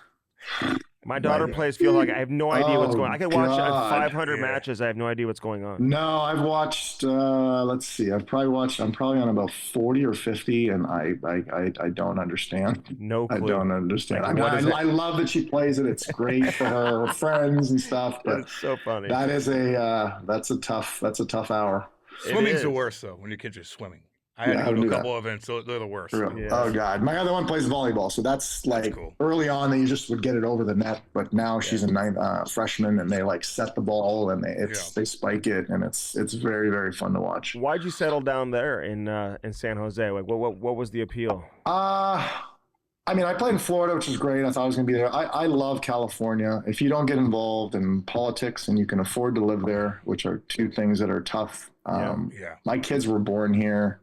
I love to golf. The golf is amazing. The people were amazing to me. I love living here. I built this beautiful home. It's just the weather's perfect almost 11 months a year. I really love it here. I started skiing in retirement. Tahoe's about 3.5 hours away. If you're into the wine thing, Napa's right there. So there's just a lot within a 4-hour radius. There's a ton to do. And like I said, my kids were born here, and I really love the people around here. So that's what I think I knew within the first 6 months of living here. Mm-hmm. Because when you play as a visiting player in San Jose, you're kind of or whatever. You don't see much, but if you can take time to drive around the area, you get it. Do you have your hand in any other businesses? Are you an investor? Are you doing anything else or no? Just market. I've been with the same guy since I was 21, and I told him don't lose me a dime. And we've invested very smartly and cautiously and carefully. And I have a very nice home, but I don't live in I don't jewelry and cars and all. I don't spend money on stuff that isn't take care of my kids and play golf. And, I lead a pretty simple life, but you don't have 10 cars fortunate. And a bunch of jewelry. No. I got a Tesla. You got to have a Tesla out here in California. Oh yeah. I love it. I don't have to go to the gas station ever, and it's freaking amazing. And no, man, I'm sure some other guys have some great setups. You talked about Randy Hahn's setup. Made me very interested, actually. Randy's got a really nice setup. He's in Gilroy, which is about 40 minutes away. Super nice place on the golf course. Thorton, Jumbo, they got to have nice setups there too. Yeah, Jumbo is in the middle of building. They're renting right now. They're building a new home, so and then Patty's got a huge pad. He's got 4 kids. Huge pad, about maybe 10 minutes away. Yeah, a little more. Closer to downtown. He doesn't have 48 acres. I'm up in the hills. Yeah, we're different. But what about the fourth liners? Are they living in that one bedroom apartment by the fourth liners are like all together. Right. They're living in your parents' house that you grew up in. They're in your basement right now. You don't even know it. Basically. Oh man. It's expensive out here, but it's a beautiful part of the world. Yeah. Hey man, all the best. You're the man, dude. Lukowicz says hi, by the way. Lukowicz always pumped your tires absolutely. when I was a kid. He was my first D partner in Tampa. Dude. Luke is the best. And talk about you, man. Yeah, man. I'm very fortunate, man. Thank you. Yeah. See you, buddy. All the best. Thanks for doing this. We appreciate it. The Chemistry Podcast is brought to you by Belman. BEHLMANN. Belman Automotive. Located where? Troy, Missouri. Buick GMC on one side of the street. Right on the other side, Chrysler, Dodge, Jeep, Ram. Get yourself some new wheels in time for the winter. All right, that was Dan Boyle, brought to you by Hat Launch, Cam. Yeah, baby. Hat Launch, right here. baby. Look at this. Look at that. Look at that. Beautiful Cam and Strick hats. Check them mugs out. Which one am I wearing today? Not them. Oh, so good one. They do this one, though, too. Lord. Do they? Mm-hmm. Oh, okay. Hat Launch does everybody. Oh, nice. Hat Launch Launch that's fine. Is the America's #1 source for custom hats. So no matter where you are in the country, man, you can have hats just like this with your business. Represent who you are, represent your business, and do it the right way with Hat Launch, man, the best in the business. Damn right. Hell yeah. They have shirts and hoodies, too, and all that, shirt launch and all that type of stuff, too. Dan Boyle, dude. He's pretty dang good. He's cool, huh? Yeah, he's totally cool. What a life. He's just living the life. He's just enjoying himself. We grew up blue collar, man, respect that. And he was small, didn't get drafted. Just found his way, but he dominated from the get-go. And you could tell, like, he just makes it easy, I heard cool things about him playing with guys growing up that played with him with, like, before my time. They're like, this guy's cool. I just remember people talking about him, and now we realize it after watching that. He's a cool cat. Really cool. And he's like, I don't need to work. Like, what do I do? Like, my kids I want to hang my kids. Yeah, Maybe I'll do a fucking thing here. I got 48 acres in Northern California. Are you out of your damn mind? What's he going to be able to sell that for? He said 48 acres. I'm like, what? Me 48 acres? Are you kidding? Like, where is there 48 acres? Obviously there. 15 minutes from downtown San Jose. That's like St. Louis, like going to Huntley with 48 acres somewhere. It would be. What? I got 48 acres in Ladue. Wow, boy. I bet you it's really hilly and beautiful. It is, dude. I've seen it. Andy's been there. You saw the thing that we all saw. Yeah, it didn't show didn't show like. If you look but at, I bet you it's beautiful. If you look at the picture of the outside, you can see how much property there. And I wonder how many acres Joe Thornton, Wayne, his dad, has on that farm, because it was unbelievable. It used to be a sheep farm. Yeah, probably a ton. But that's not rolling hills and beauty. I think it has. It was flatter, I guess. It ain't California. No. And even he said, he's like, I love California. Well, yeah, you got a lot of money. If you didn't have a lot of money, it ain't the same. He said that if you can afford it. If you can afford it, it's nice. You got to watch a couple weird things, with stuff here and there. They're kind of goofy over there at times. But no, it's the most beautiful plot of land in probably the whole world. Yeah, no doubt about it. The whole state of California, if you add everything up of the beauty, it has everything. He's 4 hours from everything. How good was he? Dang good. He's smooth. How many defensemen do you just see just go end to end? Multiple times. Like it's a youth hockey game.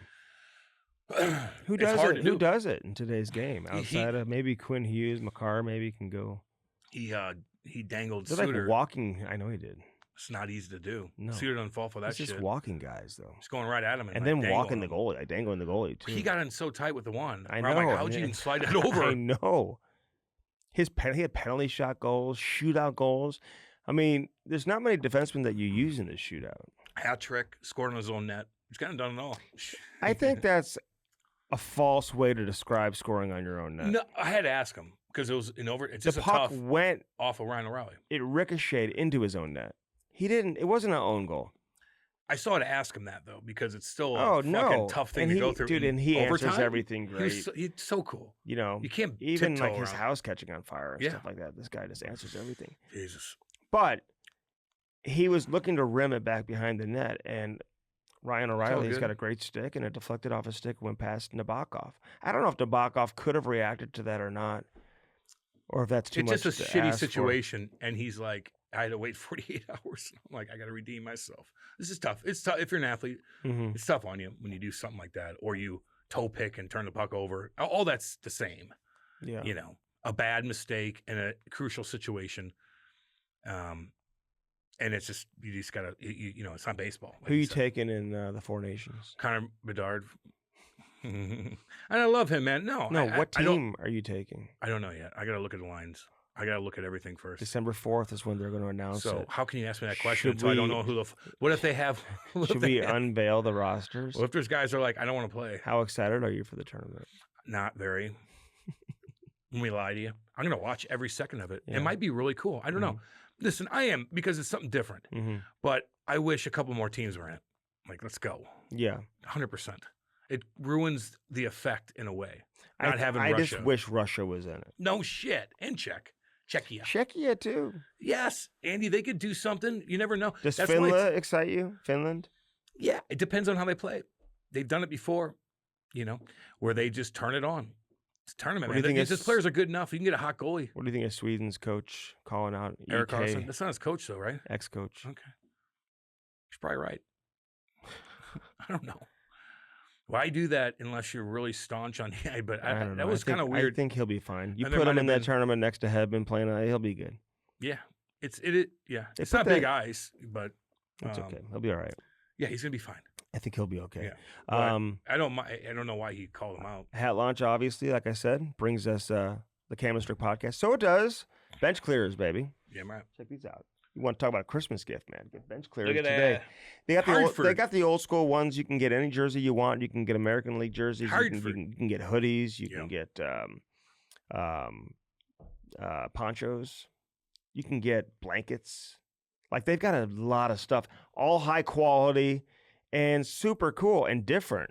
Like, if you've got a hockey fan that you're looking to buy a present for, get them something that is unique and different and that they can really wear, utilize, that they'll be excited to receive. Like, if you're a hockey fan and you open this up on Christmas morning, you're going to be like, damn, this is cool as shit. Cool. And in the winter, you just put it over a hoodie. It's no big deal.